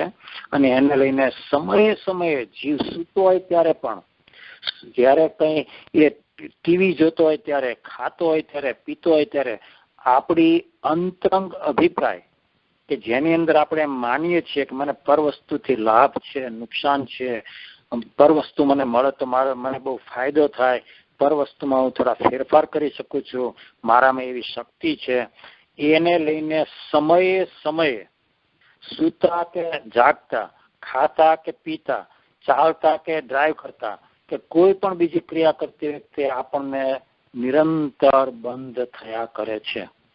અને એનું નામ જ અનંતનો અનુબંધ કયો છે. અને જ્યાં સુધી એ દર્શન મોહ છેદાશે નહીં ત્યાં સુધી અનંતનો અનુબંધ ચાલુ રહેશે. અને આ જ અદભુત આખી ભેદ જ્ઞાનની પ્રક્રિયા આપણને કૃપાળુદેવે આપી છે કે તારું જ જ્ઞાન, તું જ એને અજ્ઞાન રૂપે પરિણામ આવે છે, એ પર વસ્તુમાંથી તું તારા ઉપયોગને ખેંચી લે. કઈ રીતે તું ખેંચીશ? આ બહુ જ માર્મિક વાત છે. ભલે આપણે થોડો સમય લાગે પણ આ સમજવા જેવું છે કે કઈ રીતે તું એને ખેંચીશ. એમને તું ખાલી દમન કરીશ કે મારે પરવસ્તુ ભણી દ્રષ્ટિ નથી કરવી, હવે તો હું આ પરવસ્તુ છોડી દઈશ, હવે હું આ ઉપયોગ રાત્રે જમીશ નહીં, એમ કરે એ તો સારી વાત જ છે, પણ એનાથી તારું કાર્ય નહીં થાય. કારણ કે ત્યાં સમજણનો અભાવ છે. ત્યાં લોક દ્રષ્ટિથી, લૌકિક ભાવથી કે ગળગુથીમાં તને રૂઢિગત તને જે ધર્મના સંસ્કાર મળ્યા છે એને લઈને તું કરે છે. એ કરવું સારું હોવા છતાં પણ એનાથી તારું કાર્ય થશે નહીં.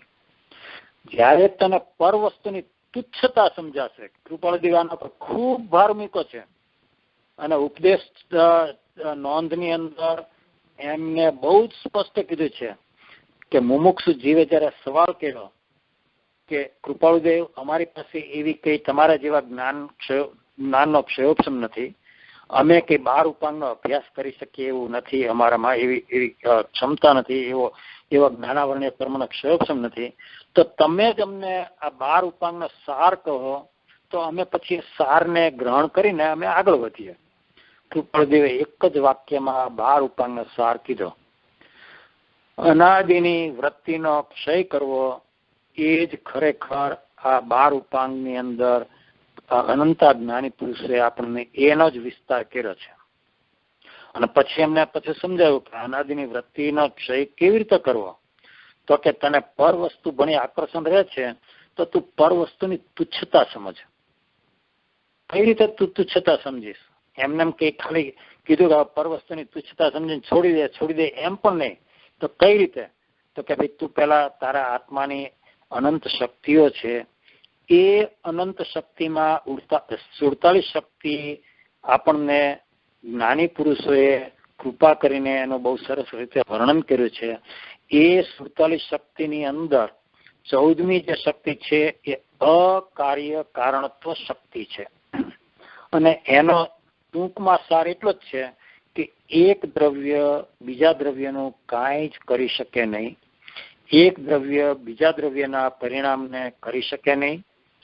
એક દ્રવ્ય બીજા દ્રવ્યના પરિણામને ભોગવી શકે નહીં. અને જો આ વસ્તુ તમે સમજો તો તમને જે પર વસ્તુમાંથી સુખ બુદ્ધિ, સુખ મળવાની તમારી જે ભ્રમણા છે, ભ્રાંતિ છે, એ તમારી ભ્રાંતિ ધીમે ધીમે નિર્મૂળ થશે. કોઈ પર વસ્તુ 3 કાળમાં કોઈ પણ જીવને અપવાદ રૂપે પણ સુખ આપી શકે નહીં. આપણે વાત કરેલી કે પર વસ્તુ વધુમાં વધુ શું કરી શકે કે ભાઈ તમને થોડી કમ્ફર્ટ આપે, તમને થોડી સગવડતા આપે. તમે કદાચ બહુ પૈસાનો ઉદય હોય, પુણ્યક્રમનો ઉદય, તો તમે મોટું ઘર ખરીદી શકો, તમારી પાસે 5-6 ગાડી હોઈ શકે, તમારી પાસે બીજી બધી વસ્તુ હોઈ શકે. એને લઈને તમારી લાઈફ કમ્ફર્ટેબલ બનશે, પણ તમને એમાંથી સુખ, હેપીનેસ નહીં મળે. સુખ જે છે એ તો આત્માનો પોતાનો નિજ ગુણ છે, અને ધેટ કમ્સ ફ્રોમ વિધિન. એ તો તમે જયારે અંતર્મુખ થાઓ ત્યારે જ તમને એ સુખની પ્રાપ્તિ થઈ શકે. બહારમાં ગમે એટલું કરીએ એટલા માટે જ કૃપાળુ દેવે પત્રાંક 47માં શું કીધું કે હે જીવ, તું ભ્રમામાં, બહારમાં શોધવાથી તને સુખ મળશે નહીં. ગમે તેટલું બાહ્ય સંશોધન તું કરીશ તેમ છતાં પણ તને ધર્મની કે સુખની પ્રાપ્તિ થવાની નથી. તો કઈ રીતે થવાની છે? કૃપાળુદેવે કીધું કે અપૂર્વ અંતર સંશોધન, અને તે પણ કોઈ મહાભાગ્ય અને કોઈ સદગુરુના અનુગ્રહે તને થશે.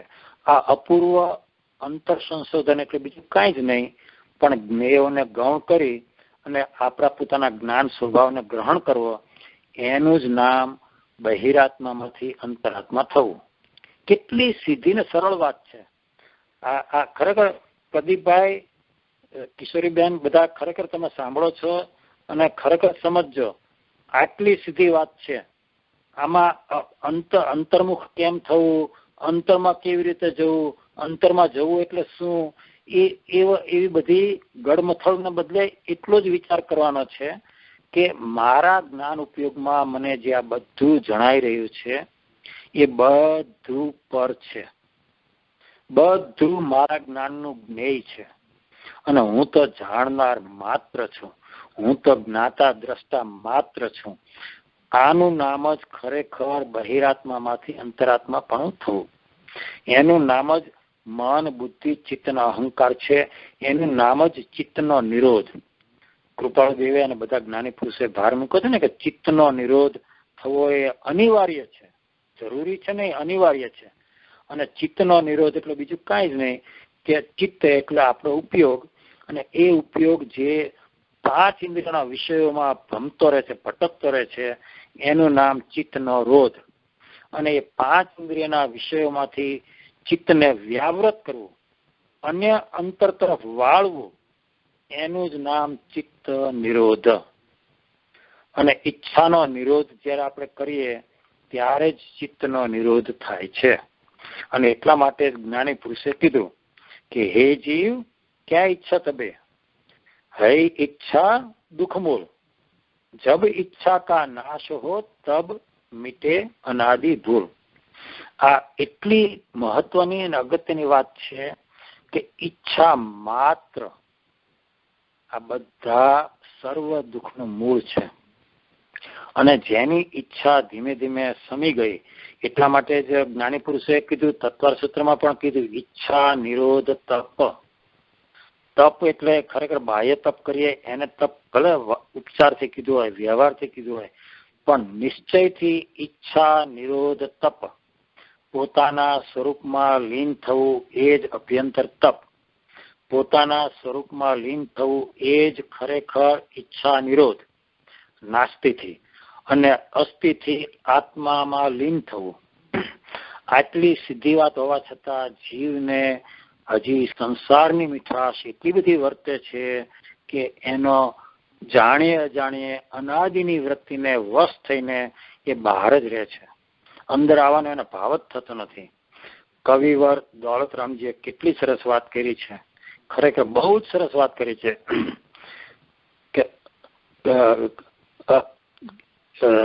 હમ તો કબહુ ન નિજ ઘર આયે, હમ તો કબહુ ન નિજ ઘર આયે, પર ઘર ફિરત બહત દિન બીતે, પર ઘર ફિરત બહત દિન બીતે, નામ અનેક ધરાએ, હમ તો કબહુ ન નિજ ઘર આયે.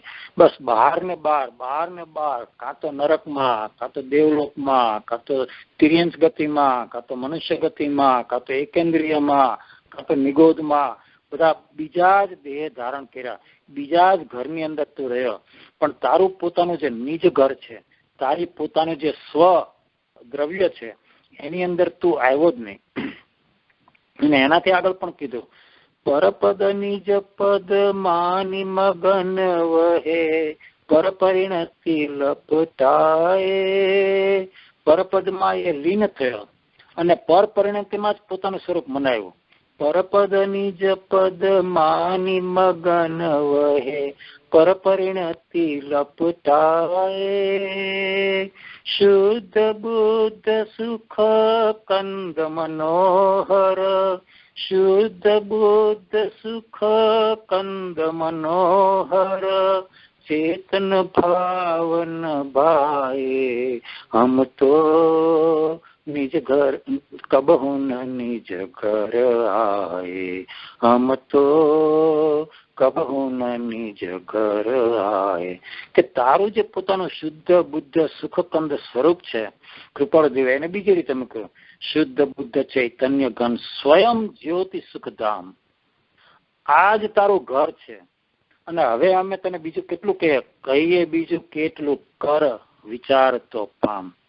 આ જીવ અનાદિથી અને પર ઘરની અંદર બહારમાં એને એટલું બધું ગમે છે, અને બહાર ને બહાર, બહાર ને બહાર, બહાર ને બહાર. ઇવન સત્સંગમાં જાય ત્યારે થોડોક વખત જરા ઠીક ઠેકાણે રહે, અને હજી સત્સંગ પૈતો ન હોય, અને બહારનેથી બહાર નીકળો નથી, અને સેલફોન હાથમાં લીધો નથી, અને એમાં પણ જે ખરેખર રુચિપૂર્વક નથી સાંભળતા, એ તો સત્સંગમાં બેઠા બેઠા પણ ખરેખર ઇન્ડિયા અને બીજે બધે જ એનો ઉપયોગ ભમતો હોય છે. અને એટલા માટે જ કીધું કે સસરા ક્યાં ગયા છે, તો કે ઢેરવાડા ગયા છે. કરતા હતા સામાયિક, પણ તેમ છતાં ઉપયોગ ખરેખર બહાર જવામાં હતો. તો એટલા માટે જ કૃપાળદેવે કીધું કે તું જ્યાં ઉપયોગ મૂકે છે ત્યાં તું છે. સ્ત્રીમાં ઉપયોગ મૂકે છે તો તું સ્ત્રીમાં છે, ટોપીમાં ઉપયોગ મૂકે છે તો તું ટોપીમાં છે, પૈસામાં ઉપયોગ મૂકે છે તો તું પૈસામાં છે. અને એવી જ રીતે તું જો આત્મામાં ઉપયોગ મૂકીશ તો તું આત્મામય થઈશ, અને તારું પોતાનું સ્વરૂપ સુખ તને ભાસશે. આ જ્ઞાન, દર્શન અને સમાધિ એટલે કે સમ્યક ચારિત્ર, એની અંદર જવું એટલે બીજું કાંઈ જ નહીં. જ્ઞાનાકારને ગ્રહણ કરે, તરત જ એ વખતે જે અનુભૂતિ થાય ને શ્રદ્ધા, એમાં પોતાપણું કરે, એ જ ખરેખર દર્શન. અને એની અંદર જે કંઈ થોડી અંશે સ્થિરતા થાય એનું નામ જ ચારિત્ર. આ જ્ઞાન, દર્શન, ચારિત્ર એ ત્રણથી ખરેખર તારા મોક્ષ માર્ગની શરૂઆત થાય છે. કૃપાળુદેવે મૂળ માર્ગમાં પણ એ જ કીધું કે તે ત્રણેય અભેદ પરિણામથી રે, જ્યારે વર્તે તે આત્મારૂપ. કે ભલે તું જ્ઞાનને પેલા જ્ઞાન રૂપે જાણે, દર્શનને દર્શન રૂપે જાણે, શ્રદ્ધાને શ્રદ્ધા રૂપે જાણે, ચારિત્રને ચારિત્ર રૂપે જાણે, તું ભલે એનો અભ્યાસ કરે, પણ છેવટે તો ખરેખર આ ત્રણેયની એકતા એ જ ખરેખર સમ્યક, એ જ ખરેખર મોક્ષ માર્ગ છે. આપણે ઉમા સ્વાતિજીએ પણ ખરેખર આપણને શું કીધું? સમ્યક દર્શન જ્ઞાન ચારિત્રાણી મોક્ષ માર્ગ. આ ત્રણની એકતા રૂપ છે. સમ્યક દર્શન, સમ્યક જ્ઞાન અને સમ્યક ચારિત્ર એ જ ખરેખર મોક્ષ માર્ગ છે. અને આ મોક્ષના ઉપાયની અંદર આપણે જે અત્યારે થોડી વાત કરી કે નિશ્ચયથી અને વ્યવહારથી બંનેથી કઈ રીતે આપણે ખરેખર આપણા પોતાના સ્વરૂપ ભણી જવાનો પ્રયત્ન કરવો, સ્વપરનો વિવેક કરવો, એ એની વાત એમને કરેલી છે. અને હવે આપણે થોડી આગળ વાત કરીએ. કેટલા હું જરા સમયને જરા જોઈ લઉં. 9:36 થયા છે, એટલે હજી થોડોક સમય છે. પછી એમને ભક્તિ પણ સાથે લીધેલી છે. જો કૃપાળુદેવે 5 વસ્તુ મૂકેલી: જ્ઞાન, દર્શન, સમાધિ, વૈરાગ્ય, ભક્તિ અને આદિની અંદર પછી એમને બધું 12 ભાવનાઓને ચિંતવાનું વગેરે બધું મૂકી દીધું છે. અને આ જે આપણે આશ્રવ કરીએ છીએ, કઈ રીતે આપણે આશ્રવ કરીએ છીએ? કર્મ નવા બાંધીને. આપણે બધા જાણીએ છીએ, બધા મુમુક્ષુ જીવો છે, બધા થોડા અભ્યાસી છીએ. આશ્રવના 5 પ્રત્યય કયા છે? કયા છે? મિથ્યાત્વ, અવિરતિ, પ્રમાદ, કષાય અને યોગ. આ આશ્રવના 5 પ્રત્યયને એને લઈને આપણે આ ખરેખર કર્મ બંધ થાય છે. અત્યારે જે આપણે વાત કરી એ મિથ્યાત્વને તોડવાની વાત કરી કે ભાઈ તું પહેલા પર વસ્તુમાંથી સુખ બુદ્ધિ નિર્મૂળ કર. પર વસ્તુમાંથી તને સુખ મળવાનું નથી. 3 કાળ 3 લોકમાં અપવાદ રૂપે પણ કોઈને મેળવું નથી. તીર્થંકર જેવા તીર્થંકર અને જ્ઞાની પુરુષો અને રાજા મહારાજા શાલિભદ્ર બધાએ પણ પોતાની ચક્રવર્તીઓ પણ પોતાની બધી રુદ્ધિ સિદ્ધિને ત્યાગ કરીને જ્યારે પોતાના આત્મામાં લીન થયા ત્યારે જ ખરેખર પોતાના સ્વરૂપને પામ્યા છે. અને એ જ તો હવે આપણે આશ્રવનું વિરોધી કયો? જ્ઞાન, દર્શન, સમાધિ, વૈરાગ્ય, ભક્તિ આદિ. પણ વ્યવહારથી વિચાર કરવો હોય તો આશ્રવનો વિરોધી કોણ? તો કે સંવર. અને જે બધા મુમુક્ષો છે તો જાણે છે કે સંવરના વ્યવહારથી કેટલા ભેદ કયા છે? 57 ભેદ કીધા છે. આપણે સમયના મર્યાદામાં રહીને આપણે 57 ભેદમાં જવું નથી, પણ તોય થોડુંક સમજવું તો રહ્યું જ કે 57 પ્રકારે સંવર છે કેવી રીતે છે. તો કે પહેલી 8 કયા છે? તો કે 5 સમિતિ અને 3 ગુપ્તિ, એ 8. પછી 10 જે છે 10 લક્ષણા ધર્મ જે ઉત્તમ ક્ષમા આદિ જે છે એ 10 ને 8 18. પછી બીજા 12 કયા? 12 ભાવના નું ચિંતન, એટલે 18 ને 12 30. અને પછી બાકીના છે એમાંથી 22 પરિસર, એ 22 તમે એડ કરો એટલે 30 ને 22 કેટલા થયા? 52. અને 5 સામાયિક જે વિધિ છે, છેદોપસ્થાનિક, સ્થાપનીય સામાયિક, પરિહાર વિશુદ્ધ સામાયિક, યથાખ્યાત સામાયિક, એ બધી એ 5 સામાયિક, એ 52 ને 5 57. આ વ્યવહારથી આ 57 ને સંવરના ભેદ કયા છે? કારણ કે જીવે વ્યવહારને પણ સાચવવાનો છે. દરેક સમયે એ નિશ્ચયયુક્ત એ નિશ્ચયને નિશ્ચય રાખી લક્ષમાં સાધન કરવા સોય. એટલે નિશ્ચયને લક્ષમાં રાખવાનો જ છે. જો નિશ્ચય લક્ષમાં નથી તો આ વ્યવહારના સાધન આપણને ફળ આપશે નહીં. એટલે નિશ્ચયને લક્ષમાં રાખવાનો છે, નિશ્ચયને સમજવાનો છે. અને નિશ્ચય માટેનો જે આપણે ધ્યેય બાંધવાનું છે, જે આપણે ખરેખર લક્ષ્ય બાંધવાનું છે, જે આપણે તત્વ નિર્ણય કરવાનો છે, એ તો અનિવાર્ય છે. જરૂરી છે ને, અનિવાર્ય છે. પણ એ તત્વ નિર્ણય અનુસાર જે આપણે બહારમાં ભેદ જ્ઞાનનો પ્રયોગ કરવો છે, જે આપણે થોડી વ્યવહાર કરવાનો છે, જે આપણે થોડી શુભ ક્રિયા કરવાની છે, એ શુભ ક્રિયા કરવા માટે આ 57 પ્રકારના સંવરના ભેદો જ્ઞાની પુરુષોએ કૃપા કરીને આપણને આપેલા છે. અને એ નિશ્ચય રાખી લક્ષમાં સાધન કરવા સોય એ રીતે જો આપણે કરીએ તો ચોક્કસ આપણા બધા કર્મનો ક્ષય થાય. અને સાથે સાથે એમને ભક્તિની પણ વાત કરી છે. તો ખરેખર કોને ભક્તિ કહેવી? તો કે ભાઈ શુદ્ધાત્મા પ્રત્યે તારો જે ભાવ જે છે એને જ કૃપાળુદેવ કહે છે કે એ જ સાચી ભક્તિ છે. પણ શુદ્ધાત્મા પ્રત્યે ભાવ લાવવા માટે બહારમાં સતદેવ, સતધર્મ અને સદગુરુ આ તત્વત્રય પ્રત્યે પણ એવો અત્યંત ઋણ અને ભાવ હોવો, સમર્પણ ભાવ, એ પણ એટલું જ જરૂરી છે. કારણ કે સદગુરુ પ્રત્યે જ્યાં સુધી સમર્પણ ભાવ હશે નહીં, સદગુરુ પ્રત્યે આત્માનંદજીથી માંડીને યશો વિજયજી આચાર્યથી માંડીને બધાએ એક જ વાત કરી છે કે કેવું હોવું જોઈએ સમર્પણ ભાવ? તો કે ટોટલ, યુનિલેટરલ, અનકન્ડિશનલ અને એનલાઇટન્ડ. કોઈ પણ કોઈ શરત વિના કોઈ અપેક્ષા રાખ્યા વિના, કોઈ પણ પ્રકારની પૂર્વગ્રહ રાખ્યા વગર પોતાની સર્વશક્તિએ ટોટલ એ જો સમર્પણ ભાવ કરે તો જ ખરેખર એને સદગુરુ પ્રત્યે સમર્પણ ભાવ આવે.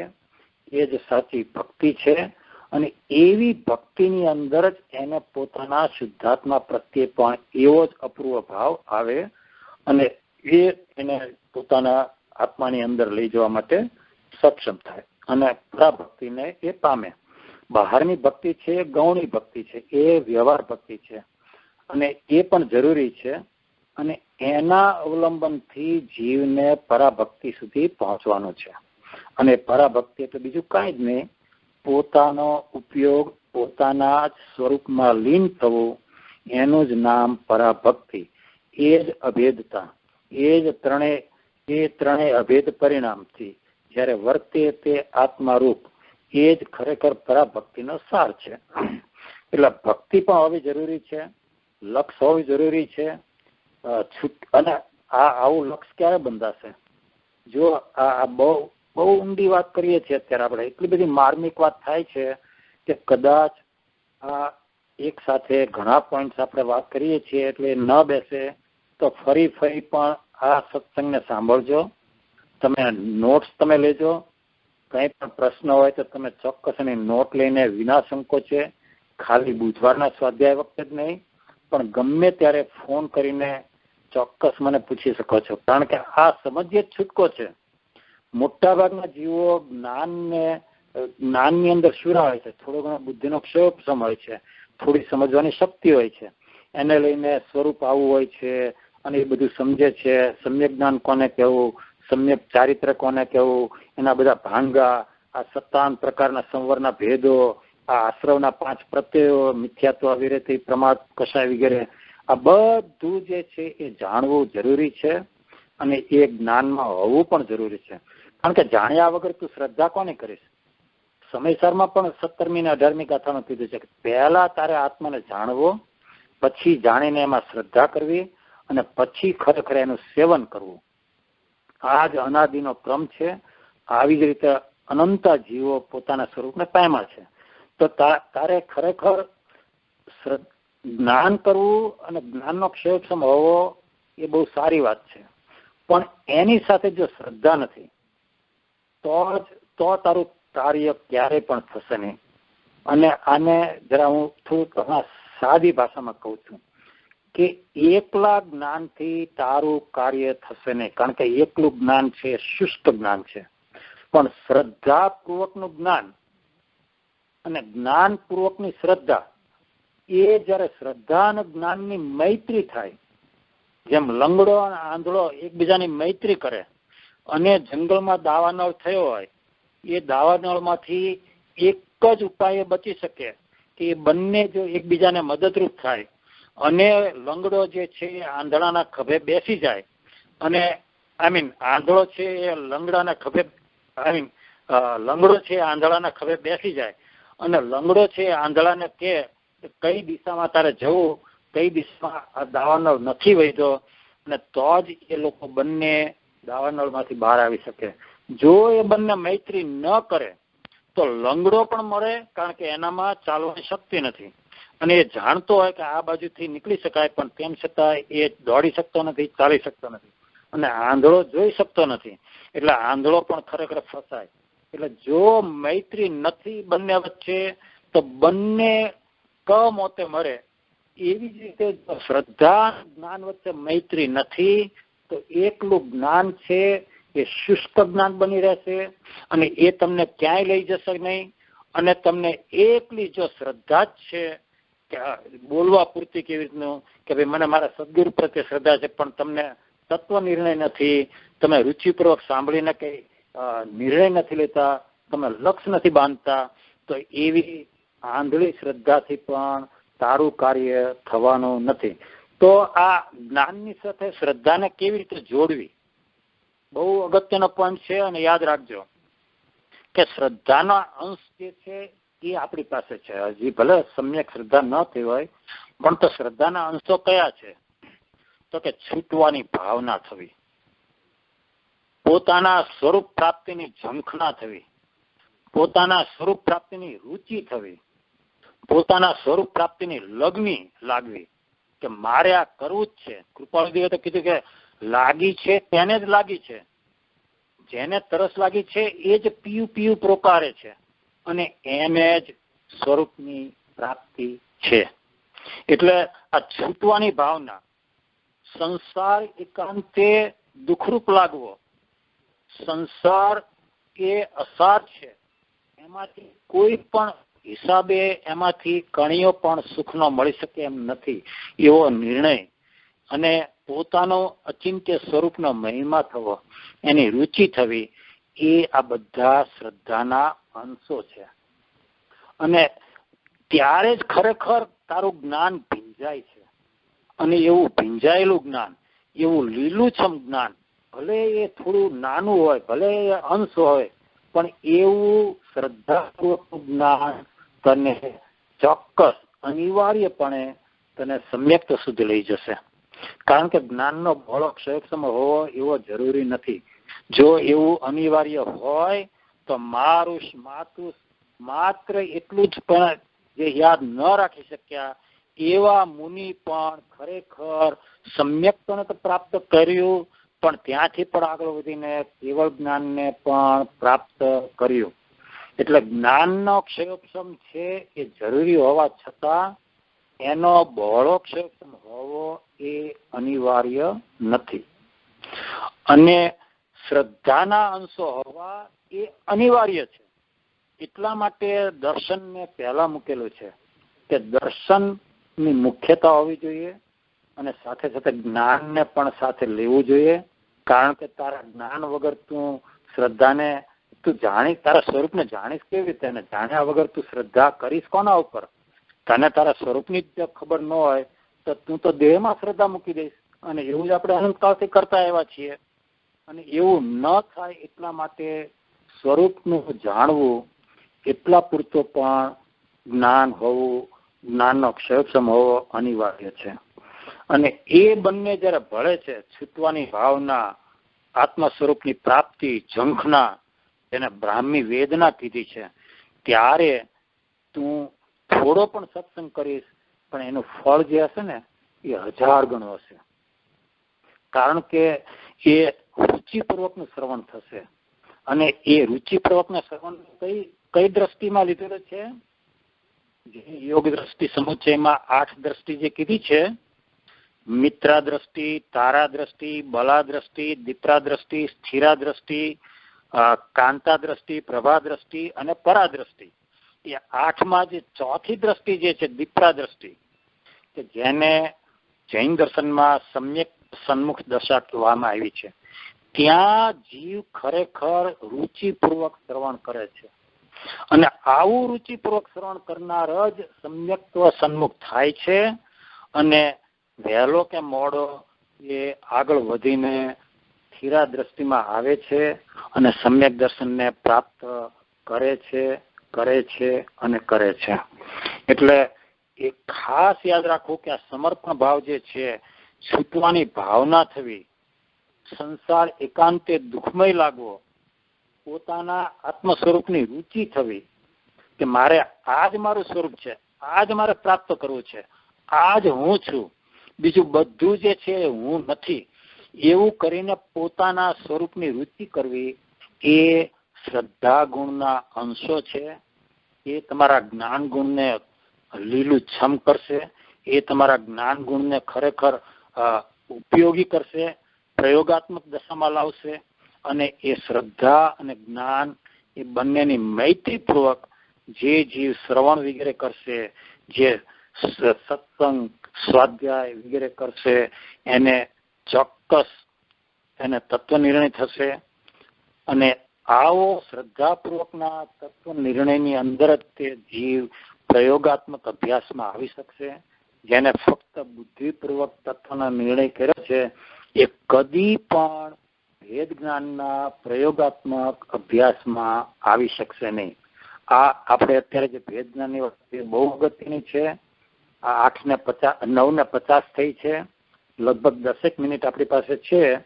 અને એના ઉપર જે બ્રહ્મચારીજીએ થોડું વિવેચન લીધું છે એ પણ આપણે આવતા વખતે લઈશું. આના ઉપર વધુ ને વધુ ભાર મૂકવાનું કારણ એક જ છે કે આ મોક્ષનો ઉપાય જે છે એ ઉપાય સમજ્યા વગર તારી ગાડી આગળ વધવાની નથી. આપણે બધાએ પુરુષાર્થ તો ખૂબ જ કરેલો છે. પુરુષાર્થ કરવામાં કંઈ બાકી રાખતા નથી. આપણે સ્વાધ્યાય કરીએ છીએ, સત્સંગ કરીએ છીએ, સામાયિક પ્રતિક્રમણ કરીએ છીએ, બધું જ કરીએ છીએ. અને આપણે આપણા જીવને પૂછવું રહ્યું કે કેમ આનું પરિણામ આવતું નથી, કેમ મને એનું ફળ મળતું નથી. આવું તો પત્રાંક 166 કૃપાળુદેવ મૃત્યુ અનંતવાર કરી ચૂક્યો છે, એકવાર નહીં અનંતવાર. તેમ છતાં પણ મેલ કરવત મોચીના મોચી કેમ? શા માટે તું હજી 4 ગતિના પરિભ્રમણમાં રખડતો રહ્યો છે? આવી રીતે જીવ જ્યારે ખરેખર થોડું ચિંતન કરશે, મનન કરશે, પોતાના જ સ્વરૂપનો વિચાર કરશે, હું કોણ છું, ક્યાંથી થયો, શું સ્વરૂપ છે મારું ખરું, કોના સંબંધે વર્ગણા છે અને રાખું કે પરિહારું, આ 5 પ્રશ્નનો જે ખૂબ જ વિવેકપૂર્વક, શાંત ભાવે, સમજણપૂર્વક, લક્ષપૂર્વક, ધ્યેયના લક્ષ્ય જે વિચાર કરશે એને કૃપાળુદેવે પોતે જ કીધું છે, તો સર્વે આત્મિક જ્ઞાનના સિદ્ધાંત તત્વો અનુભવ્યા. આ જ માર્ગ છે, બીજો કોઈ માર્ગ નથી. અને આચાર્ય યશો વિજયજીથી માંડીને ધુરંધર વિજયજી, મુક્તિદર્શન વિજયજી, કાનજી સ્વામી, બધા આ જ માર્ગ એક યા બીજી રીતે આપણને કહે છે. કહેવાની અંદર કથન પદ્ધતિમાં કદાચ થોડું ઘણું જરા વ્યવહાર અપેક્ષાએ કે કથન પદ્ધતિએ ભલે ફેરફાર લાગતો હોય, પણ તત્વ દ્રષ્ટિએ વિચાર કરશો તો આ જ માર્ગ અનંતા જ્ઞાની પુરુષોએ અનંતા કાળથી આપણને આપેલો છે. આ જ માર્ગને આપણે આરાધવાનો છે અને આ માર્ગને સમજવો અનિવાર્ય છે. તો હવે આપણે હમણાં અહીંયા અત્યારે અટકીએ છીએ. કોઈને કોઈ પણ પ્રશ્ન હોય, કંઈ પણ જ્ઞેયાકાર જ્ઞાન વિશે, જ્ઞાનાકાર જ્ઞાન વિશે, કઈ રીતે ભેદ જ્ઞાનના અભ્યાસથી કે કઈ રીતે ખરેખર પોતાના સ્વરૂપની પ્રાપ્તિ માટેનો પ્રયત્ન કરવો કે તત્વ નિર્ણય કરવો, તો ચોક્કસ જેને પ્રશ્ન હોય એ જ મ્યુટ કરે *6 કરીને, અને બીજા બધા મ્યુટ રાખે, નહીતર પછી પ્રશ્ન આપણને બરાબર સંભળાશે નહીં. ઓમ.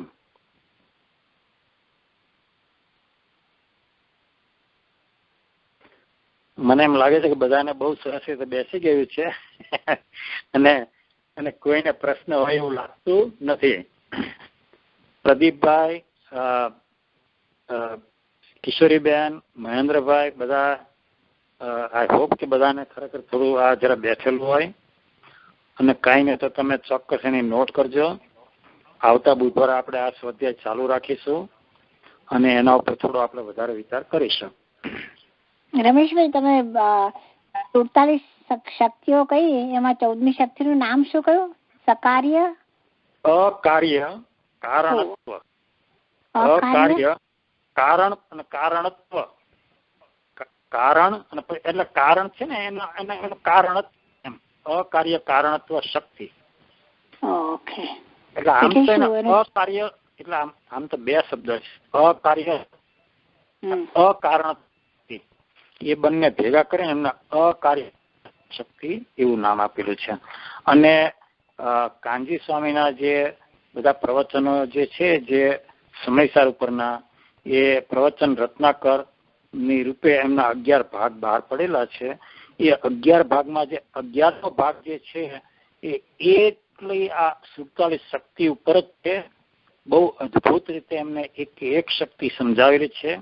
જીવત્વ શક્તિ, ચિત્તી શક્તિ, દશી શક્તિ, જ્ઞાન શક્તિ, કેવળ જ્ઞાન શક્તિ, પ્રકાશ શક્તિ, બધી ઉત્પાદ વ્યય ધ્રુવત્વ શક્તિ, ત્યાગ ઉપાદાન શૂન્યત્વ શક્તિ, બધી પરિણામ શક્તિ, બધું બહુ જ સરસ રીતે ભાવ શક્તિ, અભાવ શક્તિ, ભાવ શક્તિ, ભાવ શક્તિ, ભાવાભાવ શક્તિ, અભાવ શક્તિ, બધું બહુ અદભુત રીતે બહુ જ સરસ રીતે સમજાવેલું છે. જેને થોડો ઘણો રસ હોય અને સમય હોય એમને ચોક્કસ એનો જરા થોડું વિહંગ અવલોકન કરવું. અને એ આપણી લાઇબ્રેરીની અંદર પણ એની PDF કોપી છે. જે વિરેન્દ્રભાઈ ને હરમેશભાઈ દોશી જે ઈ લાઇબ્રેરીમાં બધી બુક્સ મૂકે છે એની અંદર પણ આ 11 ભાગ એમાં છે.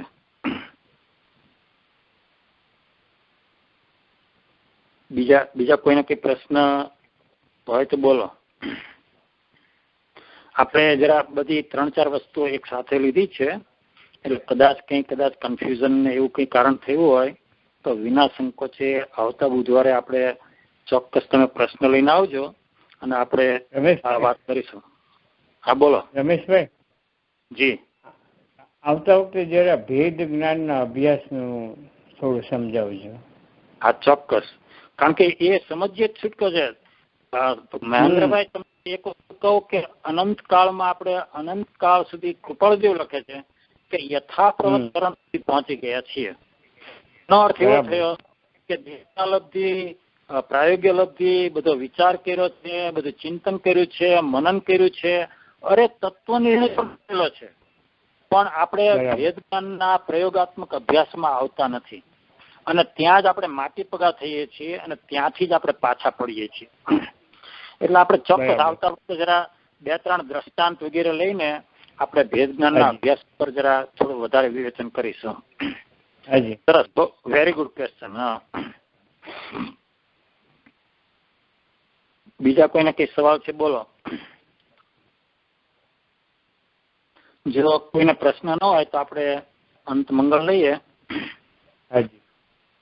મંત્રે મંત્રો સ્મરણ કરતો કાળ કાઢુ હવે જ્યાં ત્યાં જો પરભણી ભૂલી બોલ બોલું પરાય આત્મા માટે જીવન જીવવું લક્ષરા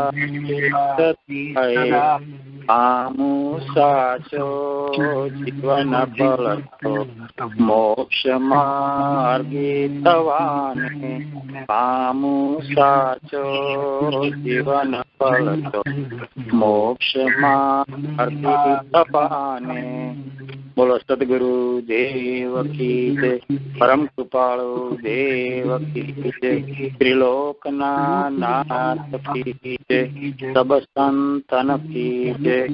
આજ કે આનંદ ઘન કદાચ કંઈ પણ આગમ વિરુદ્ધ બોલાયું હોય તો અરિહંત સિદ્ધ ભગવાનની સાક્ષીએ અને તમારા બધાની સાક્ષીએ મિચ્છામી દુક્કડમ. બધાને જય જિનેન્દ્ર. જય જિનેન્દ્ર. રમેશભાઈ. હા જી જિનેન્દ્ર. બધાને અચ્છા, વચમાં બંધ થઈ ગયો, કાંઈ સેટિંગ પ્રોબ્લેમ હતો. મને છે ને આ 1-2 વાર સાંભળ્યા પછી પ્રશ્ન સારા થશે. હા, કઈ વાંધો નહીં, તમે ચોક્કસ આજે વધારે તમે ઘણું ડીપ હતું, ઘણું બધું આપી દીધું છે, વિસ્તારમાં લીધેલું છે. આજે આપણે રેકોર્ડિંગ મોકલજો, 1-2 વાર સાંભળજો. અને એટલે આ પણ યુટ્યુબ માં નહીં આવે ને? ના પ્રદીપભાઈ, જેટલું રેકોર્ડિંગ થયું હોય ને તમે યુટ્યુબ માં મૂકી દેજો. યુટ્યુબ માં નહીં પણ બધાને ઈમેલ થી મોકલશો આપણે. આ તો કોન્ફરન્સ કોલ માં છે. હા, યુટ્યુબ માં ના, પણ તેમ છતાં ઘણા લોકો જે એટલાન્ટા કે સાન ફ્રાન્સિસ્કો, પંકજ દલાલ વગેરે બધા જે હોય છે તો યુટ્યુબ ઉપર મૂકો તો કદાચ કોઈને. અને તમારી વાત સાચી છે પ્રદીપભાઈ, તમે બધા કિશોરીબેન અને મહેન્દ્રભાઈ, તમે ચોક્કસ ખરેખર બહુ સારા પ્રશ્નો લઈને આવજો. આ જે છે એ આખા જૈન દર્શનનું જેને કે ને મૂળ છે, હાદ છે, અને જેને આ વસ્તુ થોડી ઘણી પણ સમજાશે ને એનું અવિનાશી કલ્યાણ છે ખરેખર. અને આ ભાવમાં નહીં તો તમે એવા સંસ્કાર લઈને જશો. હમણાં હું મુકુંદભાઈની સાથે વાત કરતો હતો સાંજે 5 વાગે, ત્યારે અમે આ જ વાત કરતા હતા. ભાઈ તમે કાંઈ નહીં તો એવા સંસ્કાર ઊંડા નાખો કે જે તમારી સાથે આવતા ભાવમાં આવે અને આવતા ભાવમાં તમને, આ ભાવમાં નહીં તો આવતા ભાવમાં પણ તમને સમ્યક્ત્વ અને સમ્યક દર્શનની પ્રાપ્તિ કરાવે.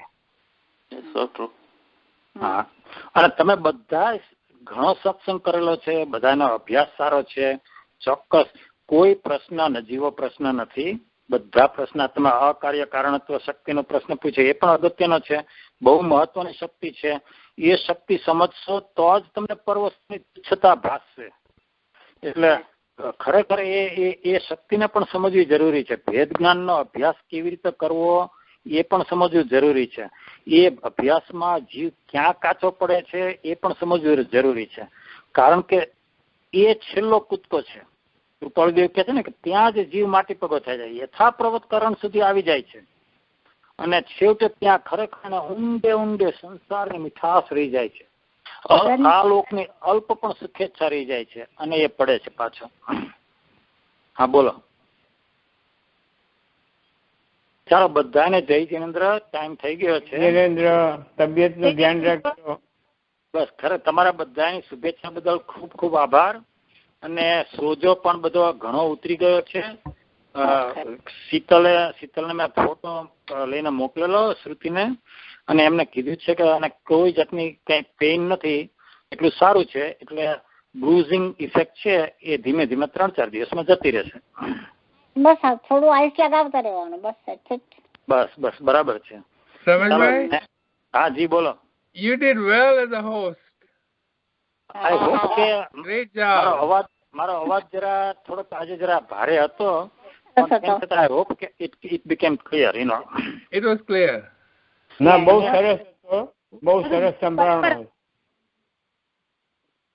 તમે બધા મુમુક્ષુઓ છો. તમે બહુ જ રેગ્યુલરલી મારો જ સ્વાદ સુંદરભાઈનો, ગિરીશભાઈના, અહીંયા જેટલા ડિગ્નિટરી આવે બધાના સ્વાધ્યાય સાંભળો છો અને ખરેખર બહુ જ પ્રશંસાને પાત્ર છો. અને થોડોક વધારે વિચાર કરીને તત્વ નિર્ણય કરીને બસ આગળ વધવાનું છે. આમાં બીજું કંઈ તમે ઉપવાસ એકાસના કરો તો સારી વાત છે, ન કરો તો પણ કોઈ તકલીફ નથી. આ તત્વ નિર્ણય પ્રયોગના મહેન્દ્રભાઈ કીધું એમ ભેદ જ્ઞાનના અભ્યાસમાં આવવાનું છે. ભેદ જ્ઞાનના અભ્યાસમાં આવશે ને એને સહજ રીતે 12 તપમાંથી કઈ ને કઈ તપ થતા એને એવો વિચાર નહીં કરવો પડે. એ વિચાર કરશે ને એને ભોજનની તુચ્છતા ભાસશે, ત્યાં જ તમને ઉદીર્ણા થઈ જશે. ભોજનની તુચ્છતા ભાસશે, ત્યાં જ તમને એકાસનું કરવાનો ભાવ થશે. તમે જેવો તત્વ નિર્ણય કરીને ભેદ જ્ઞાનના અભ્યાસમાં આવશો ને એટલે એક સાથે તમારા 3, 4, 5 તપ શરૂ થઈ જશે. અને તમને નવાઈ લાગશે કે મેં તો આનો વિચાર નથી કર્યો, અને એની મેળે સહજ રીતે સ્વાભાવિક રીતે થતું રહેશે. એવી એ અદભુત ભેદ જ્ઞાનનો અભ્યાસ છે. તમે હેંગઅપ કરો પેલા *9 કરજો ભાઈ. હા ચાલો આપણે બધાને મિચ્છામી દુક્કડમ, અને મેં કીધું એમ કદાચ ફોન કરીને કે ઈમેલ થી કદાચ તમારે કઈ સવાલ હોય ને વહેલા મોકલી દો તો હું પછી એ રીતે તૈયાર કરીને આપણે આવતા બુધવારે આપણે કરીશું. ચાલો બધાને જય જિનેન્દ્ર. અને જય જિનેન્દ્ર.